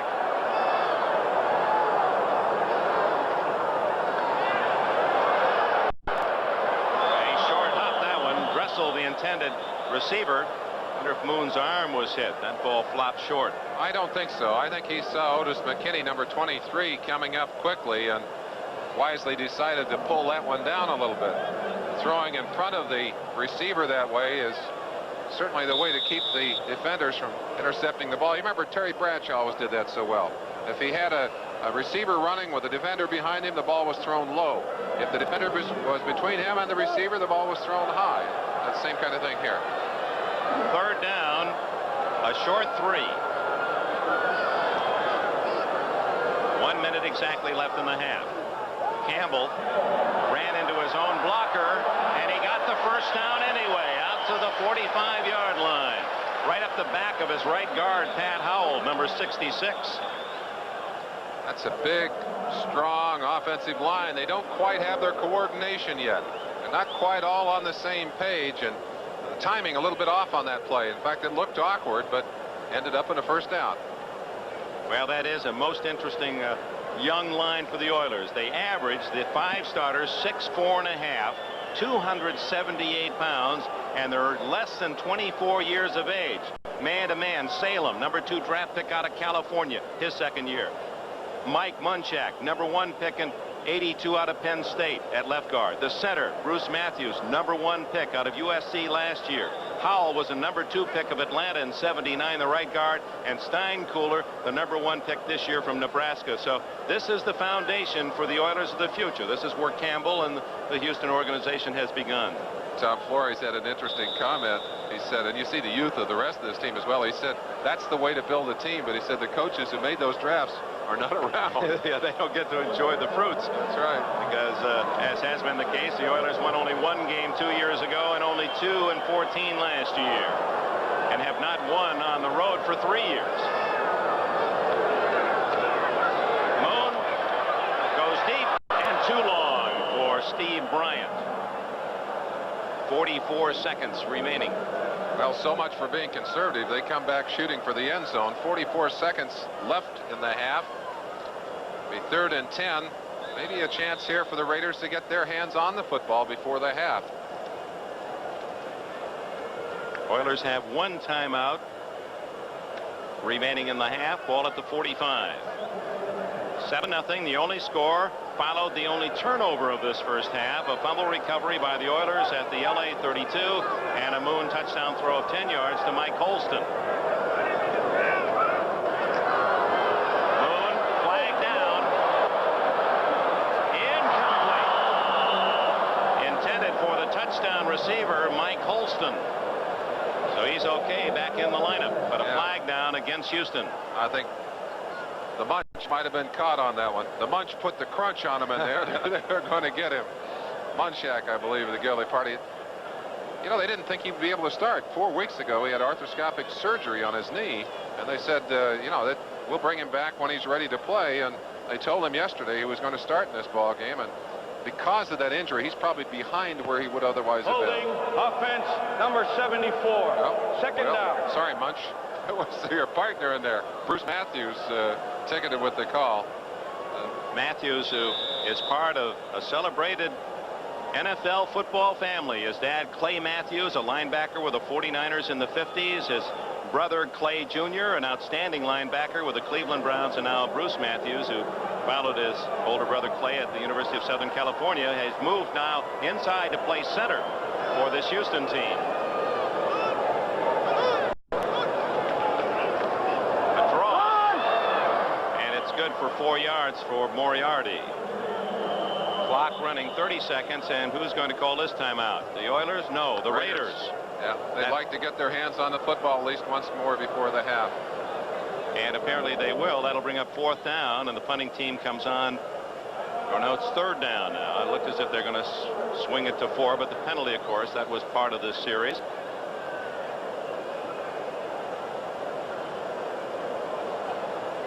That's the last timeout for the Raiders. Houston has 1 remaining with 30 seconds. What do you think? The Oilers will stay on the ground, try to chew up some time? Well, I think they'll, I don't know. It doesn't really matter what they do at this point. I don't think they're going to do anything risky. What we can look for is what happens if they have to punt the ball. Will the Raiders try and block the punt? I think the answer to that one is yes, they'll be coming, trying to get their hands on that football. Well, next week, another NBC doubleheader. We hope you'll join us. Another outstanding slate of games. And following today's activity, 2 interconference games that bode well for the AFC strength as Miami wins at Washington and San Diego wins big at Minnesota. Denver, Chicago. New England will be at Miami. They both won today. Buffalo will try to rebound against the Cardinals, who also lost a tough one. And Kansas City will be at Cincinnati. Our major game late will be the Chargers at Seattle. Cleveland will visit the Los Angeles Rams, and the Colts will play here in Houston all next weekend. 2 games on NBC. Stay tuned. NFL 84. 30 seconds left. First half. Well, they know that the Raiders are out of timeout, so Moon just kneels, and Alzado gets in a final left jab on Moriarty, and the crowd doesn't like it. I'm amazed that we don't have a flag on the ground. Several players not only shoving, but some fist swinging down there.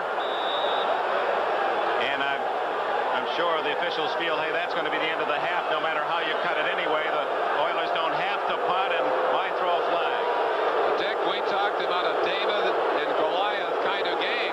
So far, David's doing pretty well. Moon loaded up that slingshot, got himself 7 points. Yes, he did. And the Raiders are feeling the rocks from this Oiler team that leaves at halftime a surprising score in the Houston Astrodome. The Houston Oilers 7, the defending Super Bowl champions, the Raiders nothing.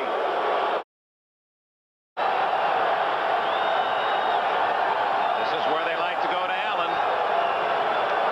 Marcus, touchdown. Robert Brazile finally pushing Allen out of the end zone. Matt Millen coming out to tell Brazile that he didn't like it.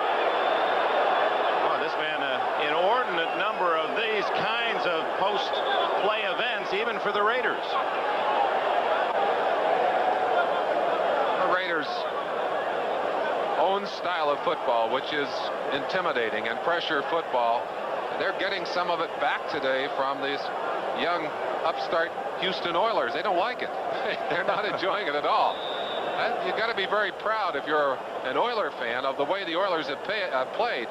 But certainly the Raiders' power and energy and strength being felt here. Marcus really didn't mind that so much. And Brazile goes over to pick him up. An unnecessary push there by Brazile, however. So Chris Barr comes in to try to tack on the extra point that would tie the game at 7 is Marcus Allen. What a touchdown maker he has been with the Raiders. His first 2 years scoring 26 times plus the 3 touchdown passes, and he has the first Raider score of 84. Mark Wilson, the backup quarterback, to hold. He missed it. He hit the upright, and the Oilers still lead 7-6.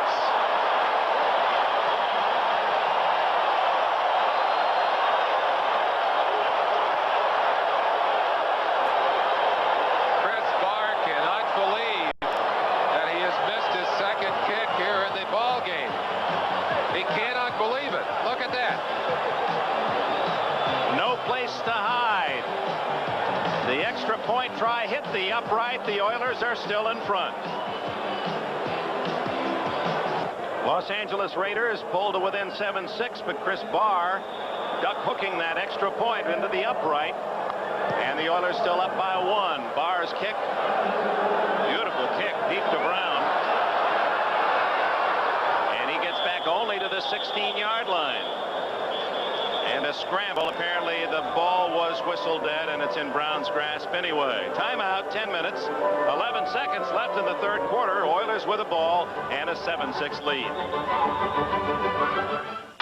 Now, Merlin Olsen, the problem if you're a kicker, you don't get to go out on the next play and knock somebody down. You have to just let it all soak in.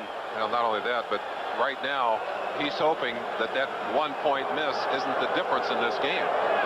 He's also missed on a 40-yard field goal try. Houston leads 7-6, first down at the Oilers' 16. And you can see one of the guards pulling Mike Munchak jump the gun. That'll be 5 yards against the Oilers. 10 minutes, 10 seconds left in the third quarter in Houston. 7-6 Oilers. Now to New York. And Oilers 7, Raiders 6, third quarter here in Houston. Moon after the 5-yard penalty at the 11. First and 15. Look at those cornerbacks of the Raiders right up on the line of scrimmage. Earl Campbell, not much, a yard, maybe 2. Matt Millen, 55. Along with 93, Greg Townsend. Raiders have gone to a 4-man line anticipating the rush, but kept Millen in to play the run. That's one of the things that makes these Raiders so difficult to play against, is that their people are so strong and so physical, both on offense and defense. Millen, a good example, really a lineman playing in that linebacking position and capable of going head-to-head with an Earl Campbell. Millen at 6'2" and somewhere between 250 and 270 was a defensive tackle at Penn State. Moriarty has replaced Campbell. Moon just did get that one off as he was being tackled in the end zone by Matt Millen, and for his size you can see how quick he is. He has lost some weight. He got up very heavy last year. Watch him as we ISO on him one-on-one, and he caught an open spot in that line. He's on top of Moon. Moon is throwing that ball away, and that's what Millen got up. Millen on Moon. Now Millen is up, and he was saying, hey, he grounded the ball. You got to throw a penalty flag on him. Millen on Moon, who was looking for Mullen. Yeah, there we go. I knew we'd get there. Somewhere in there. Yeah, somewhere in between those. Now Warren Moon now at his own 12-yard line. Shotgun, third down, 14. Bad snap. And he drills it incomplete at the 20-yard line as Mike Davis, the strong safety, able to knock it away from Eric Mullins. So the punting team comes on, and the first 2 possessions of the Oilers in the second half have been disastrous as the Raiders really showing their defensive teeth. That could have been a disaster. That was a low snap. Moon very adroitly picked it up and did get the ball off, although it was not caught. James kicking out of his end zone and is going to be forced to step into the dirt area. The pitcher's mound, I guess, is really, no, that's home plate, isn't it, Dick? Yes, it is. He's going to have to kick it out of the dirt. And Pruitt, a 34-yard return, waits at midfield for the Raiders. Good kick. At the 43. 50. And finally harnessed at the 47-yard line. A 10-yard return for Greg Pruitt. It was his punt return on the last possession that set up the Raiders' only score. It's 7-6 Houston. 9 minutes left, third quarter. Welcome back to the Astrodome in Houston. Dick Enberg with Merlin Olsen. The Oilers scored in the second quarter on a Warren Moon to Mike Holston 10-yard touchdown. Marcus Allen on a 1-yard slash-off tackle made it 7-6, but Chris Barr's extra point try hit the upright, and the Oilers maintain a 1-point lead. But here's Jim Plunkett in excellent field position in Houston territory to start this sequence.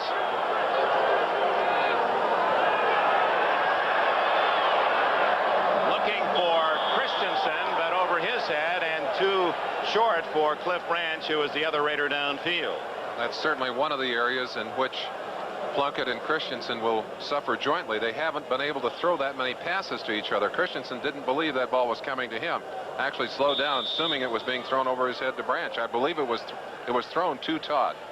In that huddle, number 72, Don Mospar. He was the #1 pick out of USC last year by the Raiders. Had a back injury and just didn't play much until late in the year, but he has replaced Mickey Marvin at right guard. That's the only change on offense for this Super Bowl team.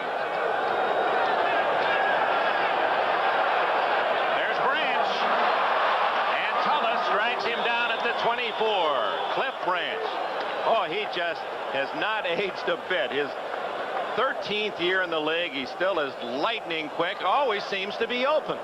Well, the equation is simple. Give the quarterback time to pass. Number 72, Don Mospar, in the middle, working one-on-one.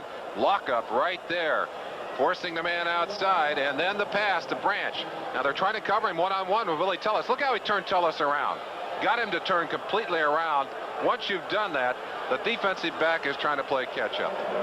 Now it's Marcus Allen's turn, and a good tackle as knifing through was Jesse Baker, number 75 from Jacksonville, state of Alabama. He was a college anchor sprint relay man. On their sprint relay, this big guy ran the anchor leg. I want to know how fast they ran this relay, Dick. He was a 9.8 in high school. That's impressive. I'm impressed. So Jesse Baker able to chop down Marcus Allen after a 1-yard gain. Dalby out of the game. Romano in at center. Apparently, Dalby may have re-injured or reactivated a groin injury that kept him out of the preseason ball games. Lockett looking deep, has him in open. Marcus Allen, a very tough chance, but that had touchdown written all over it. But Marcus operating down in the dirt of that corner. You know what was interesting about that play? He literally refuses to take his eyes off of that football. As you'll get a chance to see, he's in the dirt area of the field, and it was the field that I think eventually betrayed him. Watch it. He keeps his eyes all the way. His feet go right out from underneath him. I think if that had not happened, he might well have had that football. There's a very impressive graphic on Marcus Allen, the best in the AFC running backs catching the football. He can run it, he can catch it, and you saw today he certainly can throw it. Greg Pruitt has replaced him. It's Hawkins and Pruitt on 3rd and 9. Big play for the Raiders. There's Branch open again, and a first down at the 12-yard line. Tullis made the tackle. Well, there's that gambling defense of the Oilers. They came with everyone, and they went man-to-man on the coverage, and Branch open. You live by the blitz, you die by the blitz. And on that particular play, let's give some credit to the experience level of Jim Plunkett. Read the blitz, knew where the open man was, and he has to react so quickly. Blitzing man from the outside on top of him instantly. That's one of the defensive backs coming, safety blitz, and he had that ball out of there and to the right place on the field. I'm sure he didn't even have time to look for Branch, just knew where he would be and delivered the ball. Branch now with 4 catches and 61 yards. The Raiders trailing by only 1.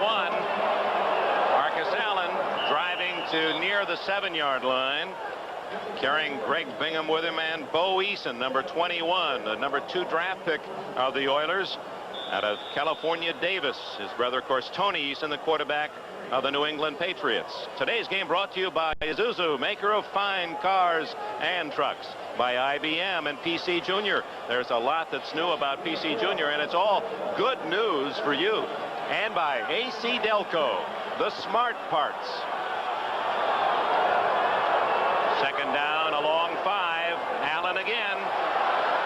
He's inside the 5 and pushing near the 3-yard line, close to a first down.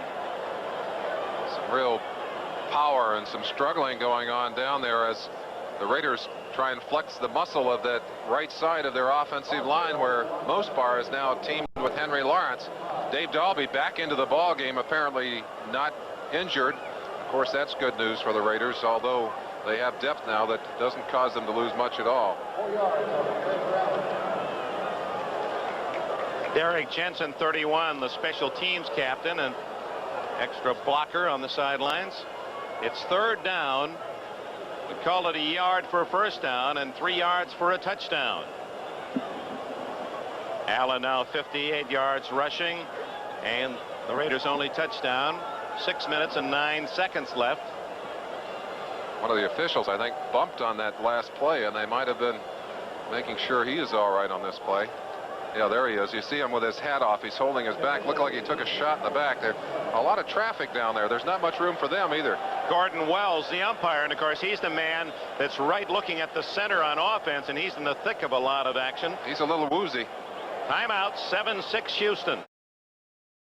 And Earl Campbell, as expected, the leading rushers for their respective teams, neither with a brilliant day, but certainly solid contributors to the offense. Allen 11 yards behind the power back of the Oilers and has the Raiders' only touchdown, and he figures to be one of the defensive keys for the Oilers as the Raiders break huddle 3rd and 1 at the 3-yard line. 6 minutes left, third quarter. So it's 3rd and 1, not 3rd and 3. It's 3 for the touchdown. Frank Hawkins. I don't know if he made it or not. And Oilers saying a fumble, and they have the football. And here's another scramble. And that's Marcus in the fight now. You don't want to get yourself thrown out of a ball game. He and Greg Bingham going at it.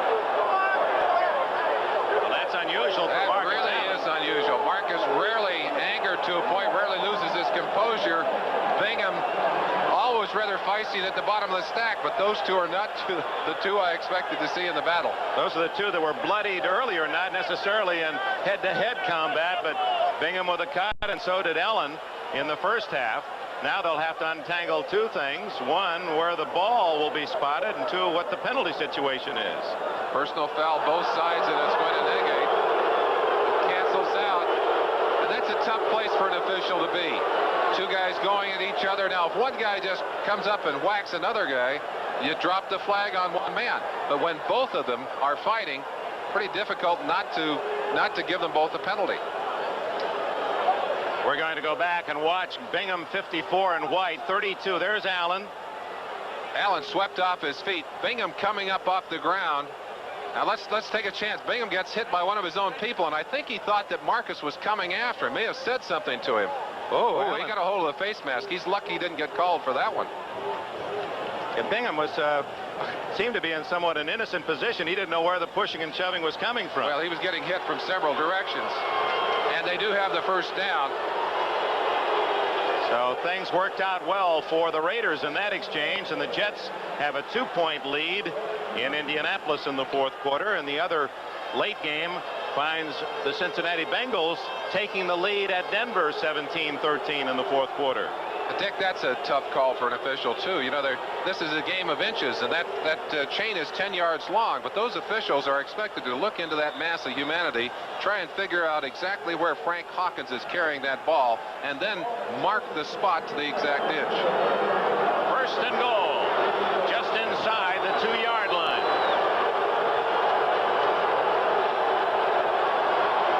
Plunkett wide open is Christensen. He can't get it. He was 7 yards in the open. Looks like Dave Dalby is on the ground. No, Dalby's back up. The timing on this play, absolutely critical. A beautiful job of faking. They had the Oilers totally fooled on this play. Christensen faking the block, slips out, ball arched up over the top, and just off the fingertips. One more day in camp. That's what the coaches will One more tell day in camp. You've heard that one. I've heard that one, you bet. That, when they show the films tomorrow, will be a second and goal. Hawkins for the touchdown. Frank Hawkins gives the Raiders their first lead of the game.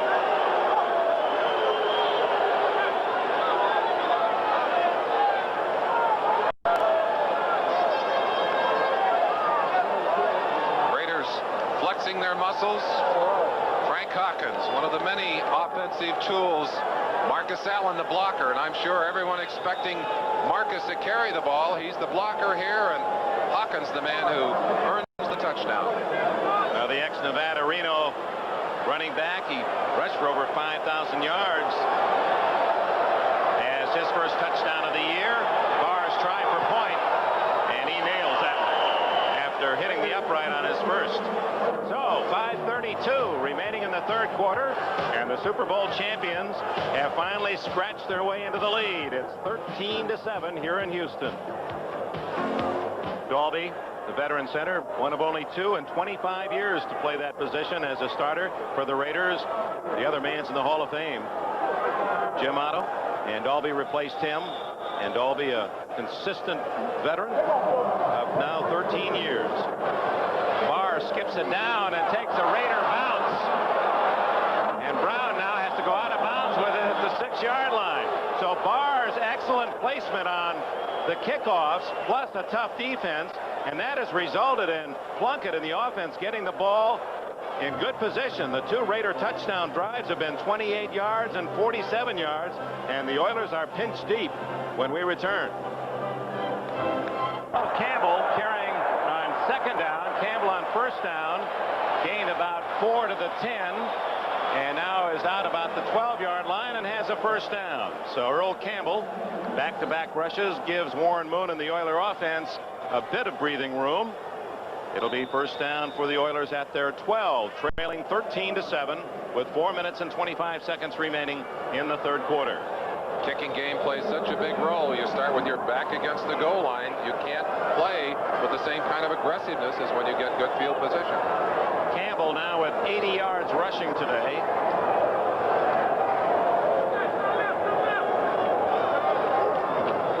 And he gets the ball again. Diving out to the 22-yard line. Pick up of 5 more. Earl Campbell won the Heisman in '77. That's Marcus Allen, a Heisman Award winner, playing for the Raiders. Just looking back at that first year that he came to play for this Oiler team, I've never seen a player have as much impact on a season as Earl Campbell did in that year, and I was never so glad about my year of retirement. I didn't have to tackle him. 2nd down and 5. Campbell again, running left, running right, and that'll be close to a 1st down. Another 5-yard gain. That'll get him to the 90-yard mark. 3 minutes remaining in the 3rd quarter as we switch to New York. They're measuring for a possible Houston 1st down. It's short by that much. 3rd down for the Oilers.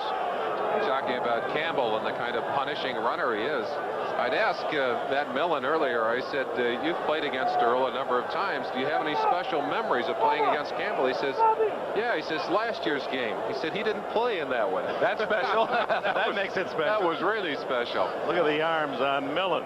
You know, he's got a T-shirt on. I saw him in the locker room before the game. Got holes in it, and Monty, here's a championship team. I think by choice he wears that. It's one he probably got in high school. Good luck T-shirt. 3rd and inches as Millen and the Raider defense digs in. Look at Hayes, the quarterback, up on the line of scrimmage. Campbell.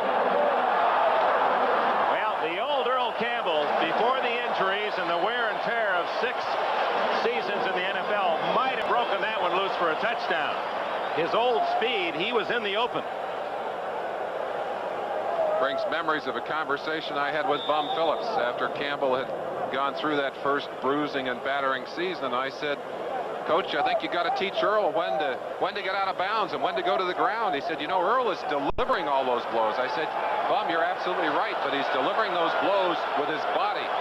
And Earl Campbell certainly has delivered more pain than he's endured, but his body has taken a beating. Moriarty gives him a breather, and Howie Long driving into Steinkuhler, number 70, and it's again Steinkuhler, the rookie right tackle. Steinkuhler certainly has started his pro career with a bang, working against Gastineau and Tutal, and now against probably the finest young defensive end in the league, Howie Long. What a story. This young man is from a town in Nebraska, Burr, Nebraska, population 110. They didn't have enough players to play 11-man football. He played 11-man football in high school. Saw that little bounce there, just enough to and that's a free shot for the defensive lineman. Howie knew it. Didn't really hurt Steinkuhler, just embarrassed him on that play. In fact, he didn't even play in Burr. They had to go over to Sterling, Nebraska to play their 8-man football. Then out of Nebraska and won the Outland and the Lombardi. Moon. Fine reception by Jamie Williams, number 87, also an ex-Cornhusker. Got a tag for that story about Steinkuhler. When he and his wife were here for the Lombardi Awards, had a chance to spend some time with him, and His wife was talking about the fact that he came from such a small town, had a hard time getting around at Nebraska, you know, in Lincoln. He said, that's a big city. And she said, I had to do most of the driving early on. I wonder how he's doing here in Houston. That old line that when you went into Bern, Nebraska, you entered, and the sign also said you're leaving, all on one side. Second down, 8. 13-7. Raiders lead. 2:11 left, third quarter. Moon.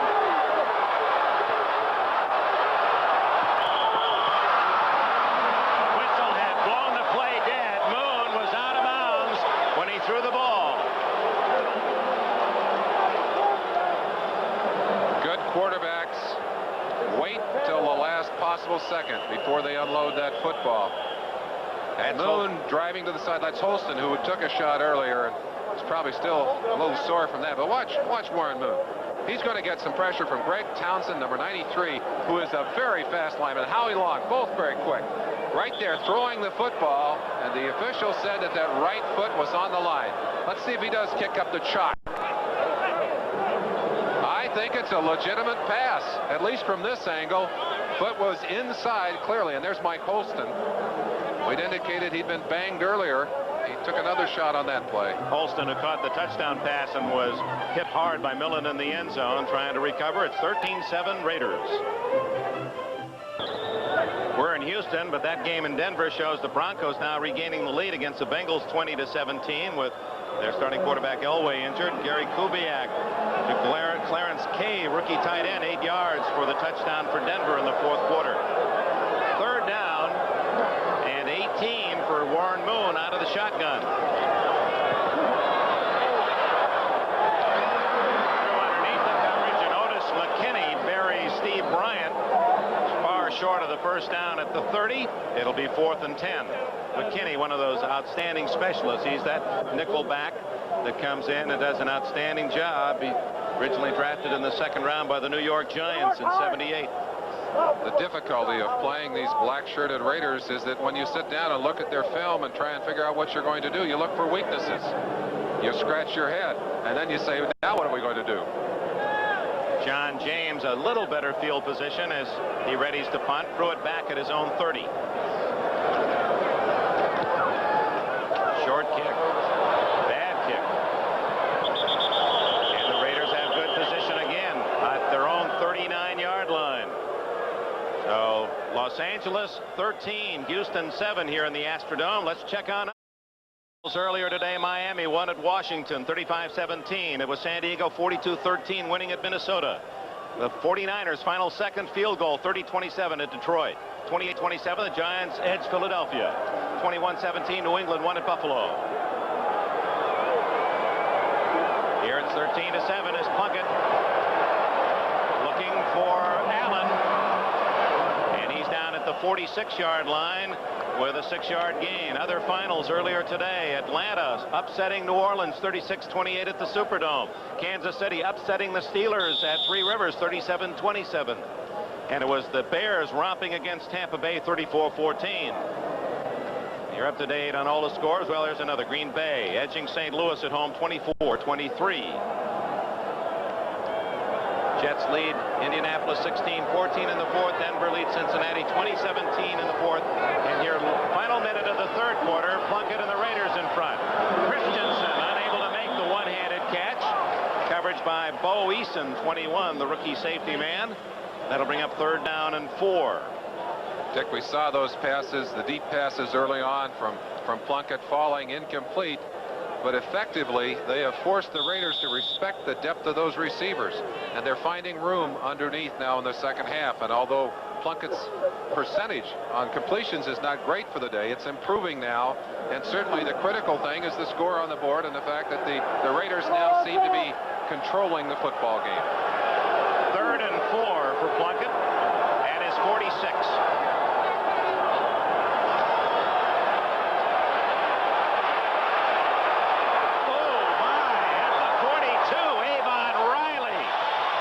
Checkoff pass by Plunkett, and Riley timed it perfectly to crush Kenny King. And if you're Kenny King, you might write a note to your quarterback. Please do not throw me that pass again. Oh, my. Final seconds tick away, and that is the end of the third quarter here at the Astrodome, where the score, the Los Angeles Raiders 13, the Houston Oilers 7. We'll be right back after these messages from your local station. With Merlin Olsen, Dick Enberg, welcome to the start of the fourth quarter here at the Astrodome in Houston. You see Jim Romano, number 52. He'll be over the ball on the snap. Now, Todd Christensen is the snapper last year, and then Dalby today, and now Romano. So they're down to the third man. Well, actually, Romano is the guy that will do the long snap, Dalby the short snap. But Dalby's been injured, and they don't want to get Christensen hurt. So he's going to be the man of the hour, playing a lot in this half. Raymond Guy to punt. Carl Roach is back at the Houston 12. Wobbly boot. Fair catch. Roaches at the 14-yard line. A 42-yard punt. Even when Guy doesn't hit it cleanly, he gets a very respectable kick, 42 yards. See Guy coming to the sideline, shaking his head. His average for the day, exceptional, a 57-yarder. There's Romano. Dalby has an injury, a groin injury, and you saw him earlier. It kept him on the sideline during most of the preseason. Very little playing time. I'm sure that hurts his endurance, but he is in pain today. That means that we're going to see a change in that offensive lineup when the Raiders go back on the field. Trailing 13-7, the Oilers start from their 15-yard line. Earl Campbell closing in on another 100-yard rushing day. The lone setback.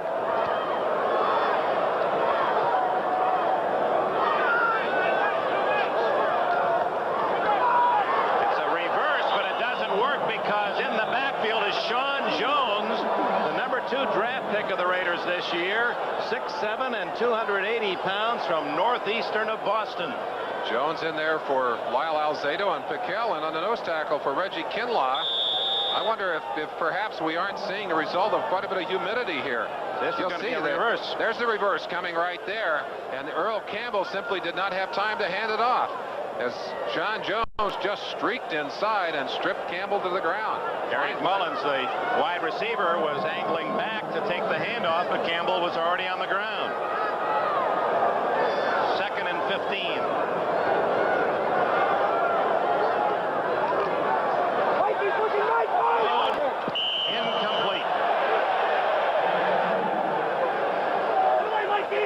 Mullins down the near sidelines. 3rd and 15. Suddenly, the Oilers are having great difficulty in even buying a first down. The Raiders have been living on excellent field position this entire second half. Talked to Tom Flores about the fire in Moon's eyes right there. Moon was angry at himself, even though he was under pressure from number 75, Howie Long. He felt he should have completed that pass. At the end of that play, clapped himself on the helmet, and he said, I should have had that one. Out of the shotgun, the Oilers are 3 for 11 on 3rd downs. Tipped. And Otis McKinney diving for a possible interception. Tim Smith, the intended receiver. And once again, the Oilers don't own the football long and will have to kick it away in difficult field position. Just kind of sense that all of the emotional energy has run out through the engine, and there's not much left. But the one thing for sure, the Houston Oilers have played extremely well in this game against the world champions. And they can hold their heads up. One of the things that Hugh Campbell was extremely worried about, he said, the one thing I don't want to see, aside from injuries, is my team embarrassed out here today. Well, they've not been embarrassed. James kicked to Pruitt at the 45, and he gets 9 more yards. He has been a solid contributor. He has 66 yards in punt returns this afternoon, the longest being 34. 35-yard punt, 9-yard return, and the Raiders are at the Houston 35-yard line. And when your offense can't move, your punter gets it up in the air. With the Raiders again start with great field position. 13:49 left. 65, 2 times in the Super Bowl as a champion, but not a. Hurts him. He's got a lot of pride, but he exemplifies the Raiders' spirit. Believe me, it was not easy for the Raiders to take him out of the lineup. Don Mospa replacing him, second-year man from USC. Marcus Allen tackled forward, and good yardage. Robert Brazil hit him from behind, and Allen is down close to the 30-yard line. A gain of 5+. There's always been a reluctance to change rapidly by this Raider team, and the move to put Don Mosbar into that lineup was not entirely well received, certainly by Al Davis and by some of the other coaches, but they feel that he is so powerful they had to get him in. Oh, there's Marcus throwing again for Todd Christensen.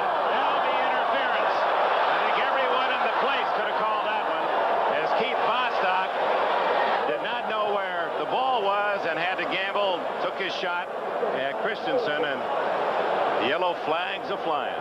Well, that's a flag max. He drew 3 flags for that one, Dick, and they were all in a tight little circle down there. Actually, the coverage by Bostic wasn't that bad, but he just had lost the ball. That's a play that's so totally out of context that it throws the timing of the defense off. An 18-yard pickup, but the key to that, of course, the versatility again of a Marcus Allen, who can hurt you in so many ways. That's one guy on the field, but when he is out there, you've got to respect his running, you've got to respect his receiving, and you must respect his ability to throw the football. First and goal from the 9-yard line.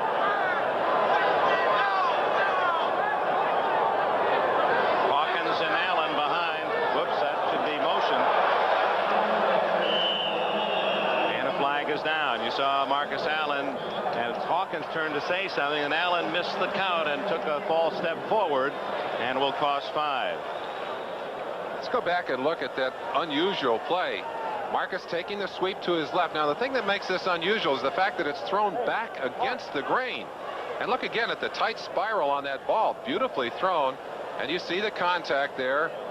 Bostic obviously sensing he could not stop the pass, hitting him before the ball arrived. He's a great passer. Hey, can you imagine him as a triple threat quarterback? He would have been a good, the old single wing series. He would have been something. The old wing back.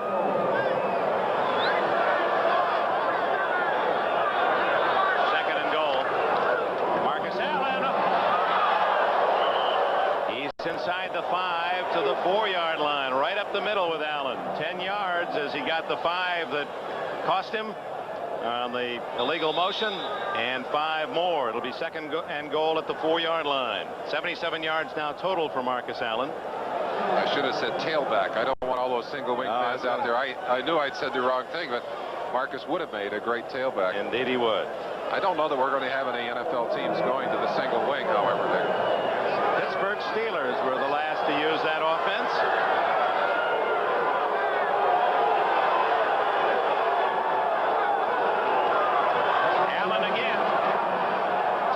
Center of the line, trying to steal the ball are the Oilers, unsuccessfully, as Allen is stopped about a yard short of a touchdown. It is 13-7, Raiders leading the Oilers. The Oilers had the advantage at the intermission, 7-0 on a Warren Moon to Mike Holston pass, but the second half has been totally dominated by the Raiders. You see the tape and the blood, that coloration on the tape. Marcus cut him on was cut on the forehead earlier and is obviously bleeding now. The tape to try and close that off, but this is a familiar pattern. The hammering and hammering and hammering by the physically dominant Oakland, not Oakland anymore, Los Angeles Raiders, and it pays off in the second half. At the 1-yard line, third and goal. Plunkett can run it in. Jim Plunkett did not have to throw. There just wasn't anyone in that area, and he quickly moves into the end zone. Of course, Plunkett early in his career and also at Stanford, an outstanding rushing quarterback. Oh, look at that smile. Look at that smile. That's interesting. That's interesting. I think the quarterback role is the toughest short yardage play in football. And anytime the quarterback comes out there, you've got to respect his ability to pass. Look, he ran right over the defensive back. All right, Jim, hey. So that's 3 one-yard touchdowns for the Raiders today. Allen, Hawkins, and now Plunkett. And now the snap missed by Barr in the emergency play into the end zone and intercepted by Bo Eason. So the Raiders have not been able to execute the extra point well. They've made only 1 of 3, and the score is 19-7. This is the kind of thing you rehearse often in practice. People know what they're supposed to do. You see Mark Wilson going out for a pass there. Others will be blocking. But it just doesn't quite work as it did on paper. There's Marcus Allen when we need him. 19-7 the score. Only 5 plays to go the short distance, 36 yards. Plunkett a 1-yard roll. No extra point, bad snap. It's 19-7 Raiders as Barr will kick it off. Roaches and Brown deep. Right down the middle it goes to Brown at the 3. No, it is not Brown. Patrick Allen gets a turn, and he's out across the 25-yard line to the 26. Patrick Allen, a 4th-round draft pick from Utah State on the return. All right, Nagy in there. Jim Plunkett on the sideline watching that last play, looking at a new quarterback on the field, Chris Barr. He said, hey, I got enough competition at quarterback. All right. Oh, well, Chris wasn't able to do too well. And, of course, one of the reasons for that problem, Dave Dalby, usually the center on those plays, with the injury, not in there to snap the ball. And Romano's snap was high, but the Raiders, Super Bowl champs, have now extended their lead. I'd like to welcome those viewers that have just joined us. The Los Angeles Raiders leading the Oilers here in Houston 19-7. We invite you to stay with us. The special edition Summer Sunday USA Iacocca, an American profile, will be seen immediately following the conclusion of football coverage over many of these stations. So please stay with us, except for those of you in the Mountain Pacific time zone stations. You'll be able to see that Summer Sunday USA special at its regular time. Well, there's somebody special on the sidelines for the Los Angeles Raiders, Marcus Allen. 19-7 the score, and the Oilers with 10:44 for such a low-scoring game, a very long game in terms of consumption of time. Willie Joyner in the ball game for the first time at running back behind Moon. Look at the Raiders, they're coming with all their guns, and there's the fumble. Who's got it? The Oilers recovered. Joyner able to fall on the loose ball. Feeling the pressure, and Bruce Matthews, the center, has not been a center very long. I think sensing the blitz and maybe trying to get that ball back a little too quickly upset the tempo. Perhaps Moon anticipating the blitz, wanting to get out there. It's a tough job. It's tough to move from guard to center. That's not an easy thing to do. Hugh Campbell, his team has just not been able to move the football here in the second half. We welcome those of you who have seen the New York Jets spoil the debut of the Colts in Indianapolis, 23-14 that final. Here it's 19-7, the Raiders leading the Houston Oilers. Willie Joyner. And the rookie back from Maryland is out to the 27-yard line. Bring up about 3rd down and 8. The key to this second half, the scoring drives of the Raiders. Look at the field position they've had. Only 28 yards to score to make it 7-6. 47 yards to go ahead, 13-7. And finally a 36-yard drive to lead 19-7. They missed a couple of extra points, but the Oilers have been pinned deep, and the Raiders have gotten excellent field position on every possession. Well, and the shift in the momentum after the halftime, really significant on both sides of the line of scrimmage. Out of the shotgun, Moon.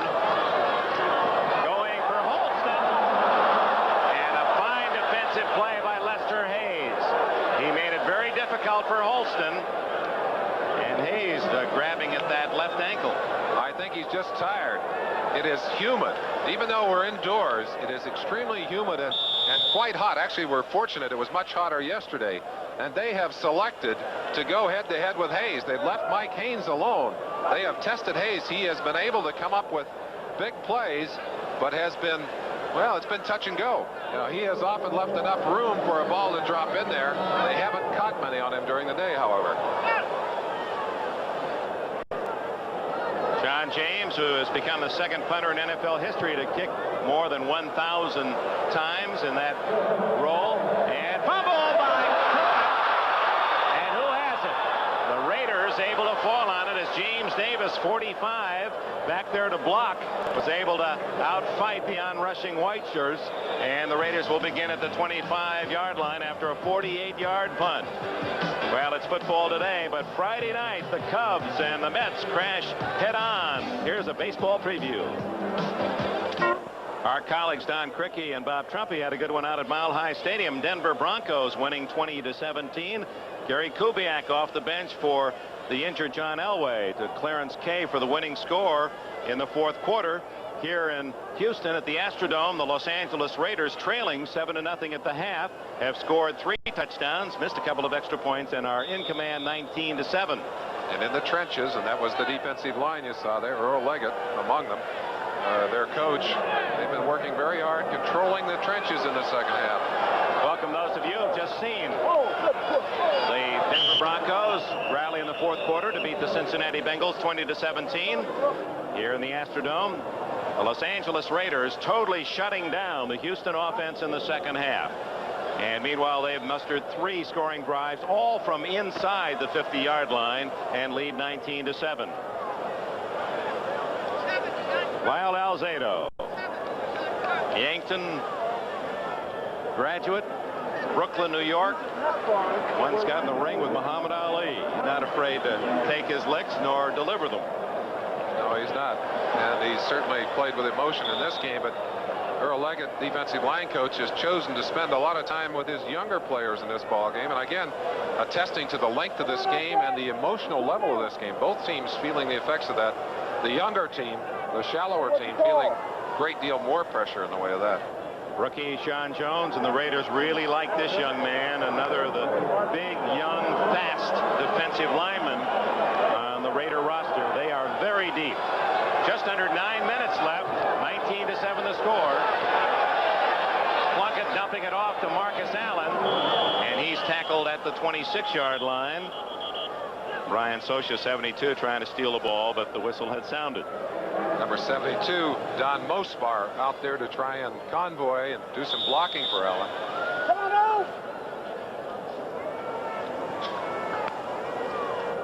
Brings up second down for the Raiders at the 26-yard line as they got back the 5 yards that they had just been penalized. Now that gives you an idea of what's happened in the game. Oilers outgained the Raiders 20 yards in the first half, but it's 46 yards total offense in the second half. Raider defense has been outstanding. Out of the backfield, Marcus Allen knocked out of bounds at the 42 with a first down. And Allen, who is such a major contributor to this offense, running the football, a great pass receiver. He's throwing the ball very well today. Picked up a key penalty on an interference, and a touchdown was dropped by Doki Williams that Allen had fired perfectly into the end zone. Just a little fly pattern to the outside. Allen swinging out, and this is where he's so dangerous. One-on-one on the linebacker, and that's John Grimsley. And Grimsley doing a marvelous job of one-handing Allen. Gets a hold of that jersey. Otherwise, he'd had a much bigger game. 5 catches for Allen today for 38 yards plus 80 yards rushing. Frank Hawkins, he has a touchdown today. He's into Oiler territory, and a first down at the 47. Darrell Meadows, a rookie from Toledo last year, a special teams player, made the tackle. Hugh Campbell's observation before the game. The strength of an offense is directly equated to the number of offensive weapons they have. And certainly in the case of the Raiders, that's a formidable arsenal. From Plunkett to Marcus to King and Hawkins and that big offensive line and Branch and Barnwell and Todd Christensen. I mean, it goes on and on and on. And what do you choose to defend against? You do one thing, they do something else. First down, Raiders trying to add to their 19-7 lead. Plunkett going deep. And incomplete for Doki Walker. And Merlin, the depth. How many teams could boast? Now, these are the non-starters in the offensive line. Jim Romano, Kurt Marsh, Mickey Marvin, a starter in the Super Bowl, Shelby Jordan. I mean, you could build a pretty good club around that offensive line. You certainly could. And you also saw a little bit of a little flash of the kind of speed that they can send off the bench as Doki Williams goes into the game, and zip, he's open downfield. They didn't get it to him, but that's several times today that he's been several yards out in front of people and has had a chance to take one in for a touchdown. The ex-Stanford star, Heisman winner, most valuable player in the Super Bowl 15, Jim Plunkett. They anticipate a blitz. They don't get it. Plunkett gets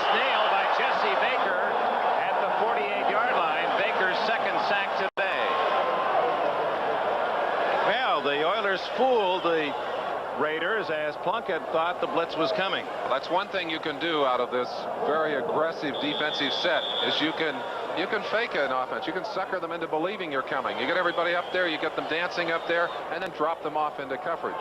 And they did a good job. This is the defensive scheme that they used in Atlanta. And in 1977, when Jerry Glanville went there, they became the #1 team on defense in the NFL that season. And he feels that talent here is comparable to the people he had there. 6:40 left in the game. 19-7. This is a third down call. 3rd and 15. Up on top to Williams. And he's to the 5-yard line. Dokie Williams as he beats Willie Tullis. And you see Dokie saying, hey, grab me before I caught the ball. Indeed, if he had not caught the football, I think we'd have seen the flag on that one. You'll have a chance to see that for yourself. One-on-one on Willie Tullis. The Oilers trying to go head-to-head, much as the Raiders do on defense. And there you see 2 bumps. Should have had an official's call on that, even though he caught the pass. Dokie Williams at UCLA. He was better known for his track exploits, a 9.4 sprinter, nearly a 26-foot long jumper, over 55 feet in the triple jump. He's used sparingly by Terry Donahue as a senior. He caught only 8 balls, 4 of those for touchdowns. And the Raiders picked him off in the 5th round. And he's like a second coming of Cliff Branch. Marcus Allen buying a yard or 2 as the Raiders just a few yards away from sewing up their initial game as defenders of that Super Bowl title. This would indeed be the longest drive of the day for either team. You talked about the short drives for the Raiders. The Oilers' scoring drive was only 32 yards in the first half, so this would be the first legitimate long scoring drive of the afternoon.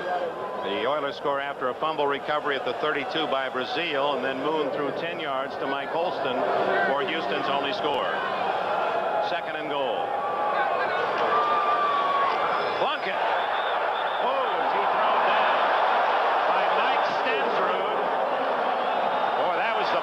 Slam, and Plunkett lucky to get up in one piece. It's nice to see players like Stensrud, who had trouble holding his weight down, I think really motivated by Hugh Campbell and this new staff. He's got his weight down about to 280, which is small for him, and is playing excellent football. Yeah, when he was over 300 pounds, they nicknamed him number 67 Crosstown Bus. Get the 67. Mongo. Well, that's got to play you remember from a game like this. Go ahead, an interesting guy. Collects old cash registers and says he has over 350 straight edge razors. Another, I'm just a collector, and he likes those sacks as well. Collected a quarterback on that one. He'd like to do more. 3rd and goal.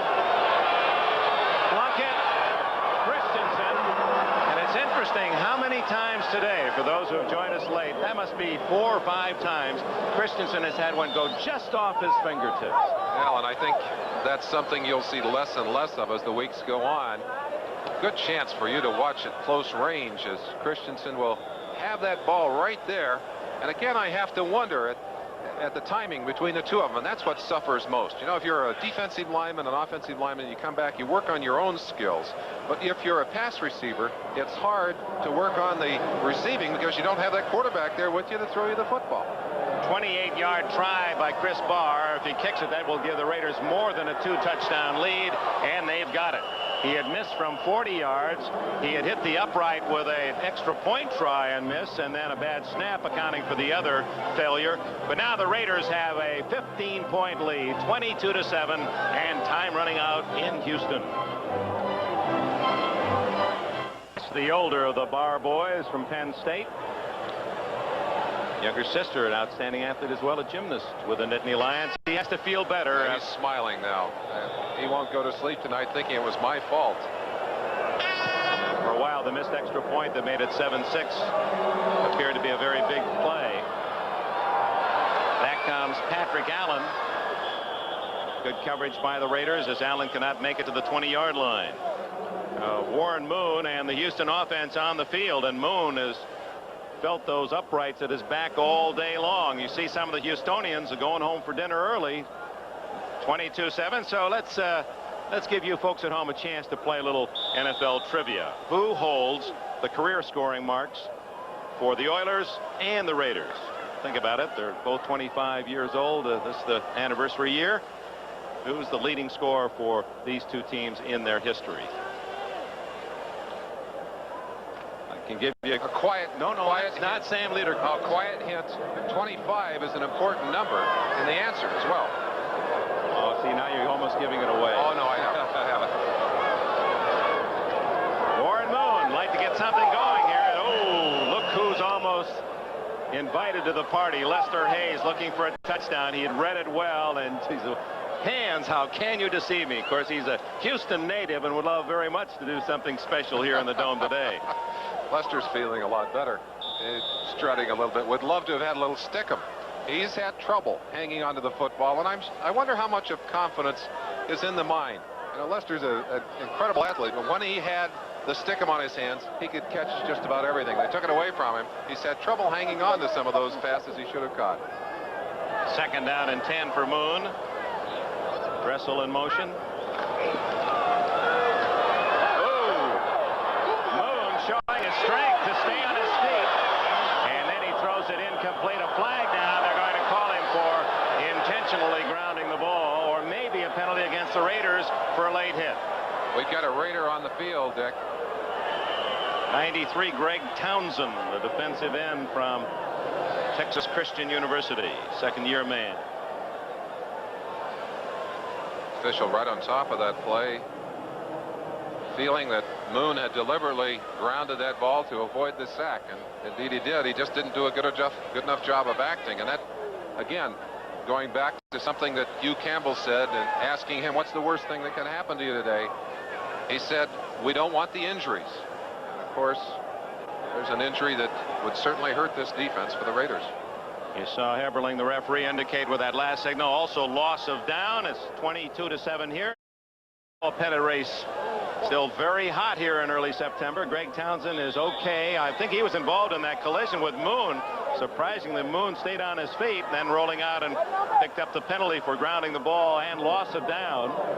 So the Oilers inside the 5-yard line, and Moon in his own end zone in the shotgun. He's been looking at that big expanse of green all afternoon.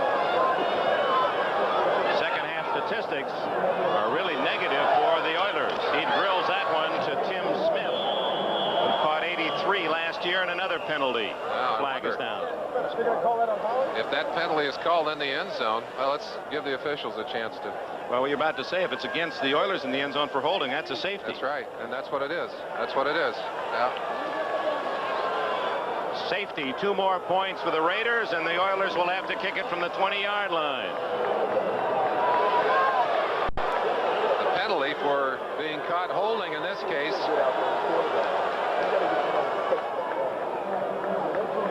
Quick glance at it as you look at Bruce Matthews right in the middle of your screen there, out on the outside. You're coming in from the inside now. Well, official right there, yes, looking right at Bruce Matthews, and through the that's Wells, who was dusted earlier in this ball game. He's still hanging in there. David Carter, 58, was also in on the pinch of the Raider defender. 24-7 the score now reads. So that kind of cleans up the score, doesn't it, after those two missed extra points. Yes.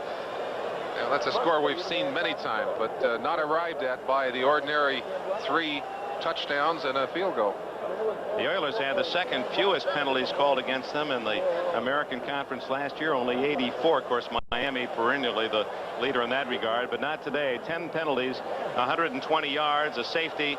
Reflects the youth of this Houston team, but there's some good things too, and Hugh Campbell will emphasize those. But the second half, it's been a shutdown operation by the Raider defense. They came in and bought the lot and the house and the barn, the whole works. Campbell has not been able to see any offense generated. That's a turnaround. In the last 2 weeks, their opponents had come from behind in preseason to win. James with the free kick from the 20. Clee Montgomery and Greg Pruitt are back at the 30.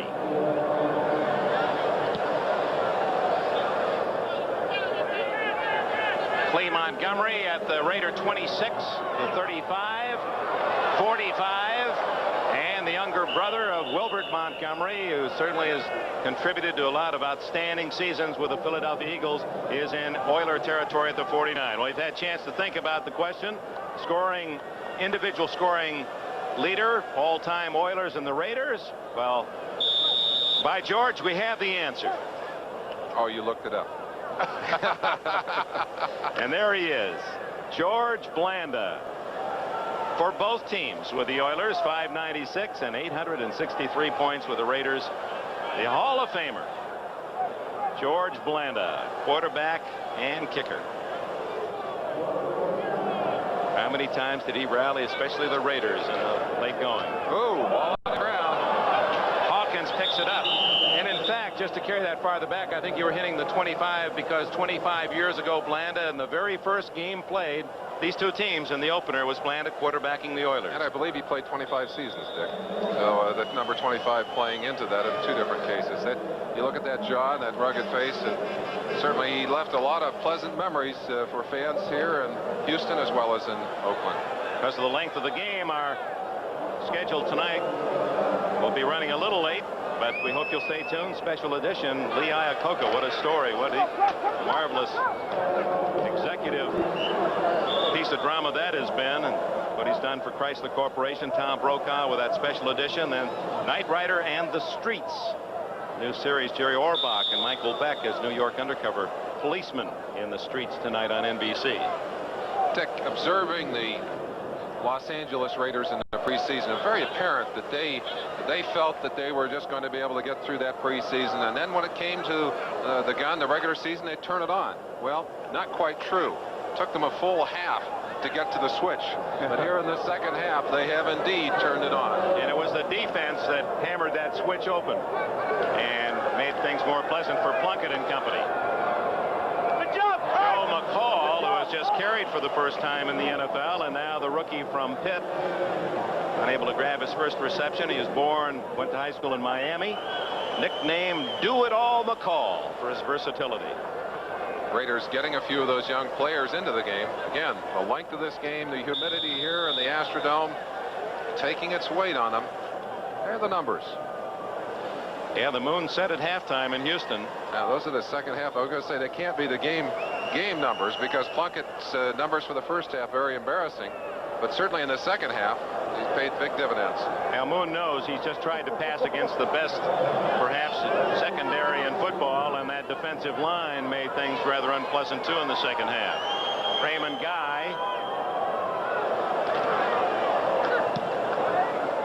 aiming one deep to Roaches and into the end zone on the touchback, and it comes with 1:57 remaining in the game. So there is the 2-minute warning. 52 yards on the kick, but only 32 net. Again, this year we're going to be treated to some of the most exciting finales from NFL history. They're called fantastic finishes. Here's one.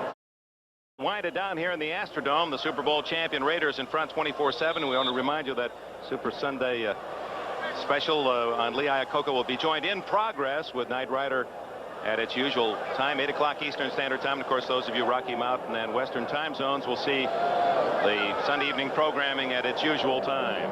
Final chance for Warren Moon and the Oilers from the 20-yard line. Moon, no offense in the second half. He's able to drill that one to his tight end, Chris Dressel, the H-back. A gain of about 10, and that almost equals his total offense of this half. Well, let's go back. We said at the start, Merlin, the Raiders, Super Bowl champions, the team to beat again this year. What's your feelings now after game one? Well, they certainly haven't been world beaters in this game, but they didn't have to be. And they started slowly, but in the second half, they've shown us the same kind of dominant forces that they were able to get through the season with last year. I haven't seen anything today to convince me that they'll be anything other than champions this year. We have the mark of a good team to win on a so-so day. This wasn't the best of the Raiders, but they still are going to win it convincingly. Moon in trouble again, and the play whistle dead. The sack will go to young Bill Pickel, the 260-pounder out of Rutgers. And for the Oilers, young, enthusiastic. They played with emotion the first half. A new quarterback, a new coach. Well, we made it a David and Goliath story, and David didn't win the battle today, but I think made some believers. It's not going to be a turnaround that will take place in a week, but Coach Campbell, his staff, and a group of very young players, we said it earlier, they've got 33 guys with 3 years or less in the NFL. They have impressed me with their enthusiasm, their energy, and their talent. I think they're going to be a force in the future. Second down for Moon. Down the middle and complete. Tim Smith, who knows how to get open, and that'll be a first down out at the 43 and time called, a 20-yard gain. Today's game has been brought to you by Ford and your Ford dealer. Have you driven a Ford lately? By McDonald's. It's a good time for the great taste of McDonald's. And by Federal Express Zap Mail. An exact copy delivered door to door in just 2 hours. 1 minute, 12 seconds left here in Houston. Let's check on things in the late Sunday night of this Labor Day weekend. Thank you, Bob Costas. Great job on NFL 84. We're looking forward to your pre-games all season long. First down for the Oilers at their 44. And Moon, Harris by Millen. And they will not call that grounding the ball. There was a white jersey close enough. Let's run down all the scores for you. Kansas City beat Pittsburgh 37-27. New England over Buffalo 21-17. Chicago 34, Tampa 14. Denver won 2017 over Cincinnati. The Jets won at Indianapolis 23-14. Atlanta upset New Orleans 36-28. Miami big at Washington 35-17. Giants edged the Philadelphia Eagles 28-27. Green Bay nipped St. Louis 24-23. The 49ers 30, Detroit 27, and San Diego walloped Minnesota 42-13. Those are all final scores. We're down to 107 left here in the Astrodome. The Raiders leading Houston 24-7.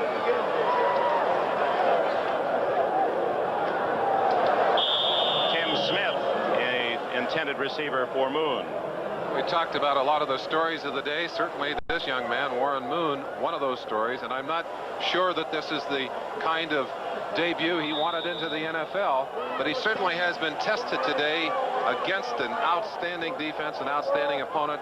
He's shown us flashes of the kind of quarterbacking that brought so many titles to his Edmonton Eskimo team, and I believe going to be a great quarterback here in the NFL. The same things that made him do his magic for the Eskimos, I think, will allow him to pull it off down here, Dick. Yeah, Joe Theismann made the transition, and it took a while for him, but now one of the true stars in the National Football League. Moon rifling it deep and caught his first catch today. Mike McCloskey, the tight end from Penn State, at the 5-yard line, and with ease Moon threw that one 60 yards. Well, that's one you go put down in your scrapbook, but not necessarily the prettiest pass in the world, in the sense that you got 2 receivers on top of each other. Doesn't matter, though. It's complete.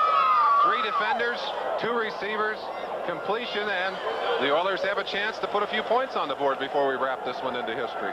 46 seconds left. McCloskey with a catch, 51-yard play, and Moon was close to 60 yards away, and on the run against his throwing arm, he delivered that pass. He is strong and fast and a smart quarterback. He's handled himself well with his teammates here. He said, I have to earn their respect. Well, he'll do that over the season, and I think it's going to be a big star in the NFL. Yeah, there are a lot of NFL teams that are kicking themselves on this day. 334 picks were made in the 78 draft, and Moon was not one of them. Well, he took a chance. So, well, there's a reason for that. He'd signed a contract already, Dick, and they realized that he was gone, but still probably should have taken him to have the rights. Round, just yeah, to have late the rights. round pick. Yep. Yep. Well, some of the fans from Edmonton, as you saw, are here to cheer for their former star. A lot of you folks up in Canada watching are rooting for Warren Moon to succeed. He's a fine young man.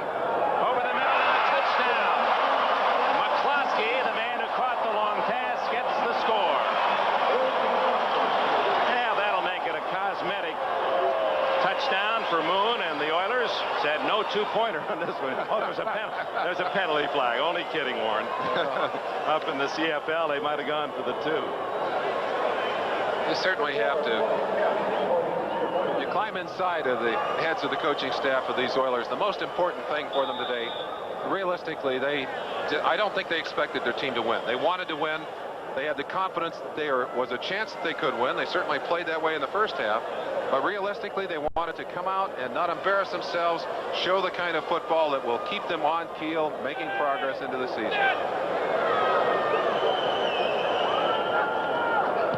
Florian Kemp from the University of Pennsylvania knocks through the extra point to make it 24-14. So Moon in his first NFL start unofficially. Ross Schneiderman, our statistician, has him 12 completions in 30 attempts, 200 yards, and 2 touchdowns for Warren Moon. And we really didn't get a chance to appreciate his running talent as well. And I think when the Indianapolis Colts come in here for the game next Sunday, that they might be ready for Moon's versatility, because he's a solid runner as well. Executive producer of NFL Football on NBC is Michael Weisman. Coordinating producer Ted Nathanson. Game today was produced by Larry Cirillo and directed by Ted Nathanson. Thank you, ladies and gentlemen. Great coverage, starting with NFL 84 right on through this doubleheader day on NBC.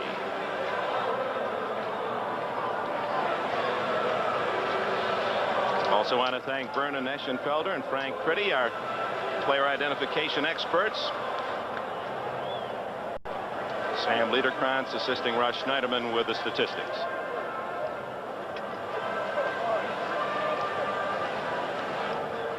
Kemp's a fine kicker, Dick. You know, you look at this roster and you want to put all the pieces together.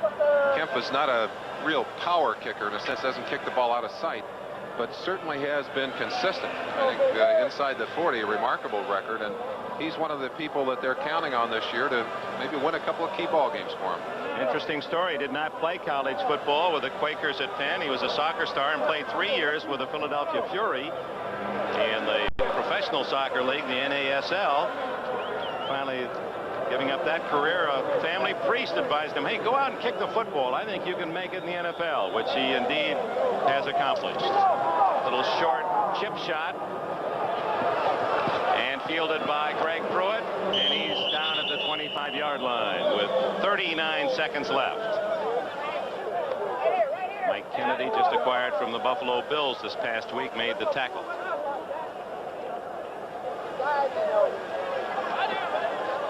So for whatever reason, this game extremely long in duration. All the other first games tucked away in the scorebook, and some interesting upsets. Well, could it be a new America's team? We might have to put some white hats on these guys. Never will happen. I'm afraid not. Silver, yes, but the black and silver, that's part of the charisma of this Raider team.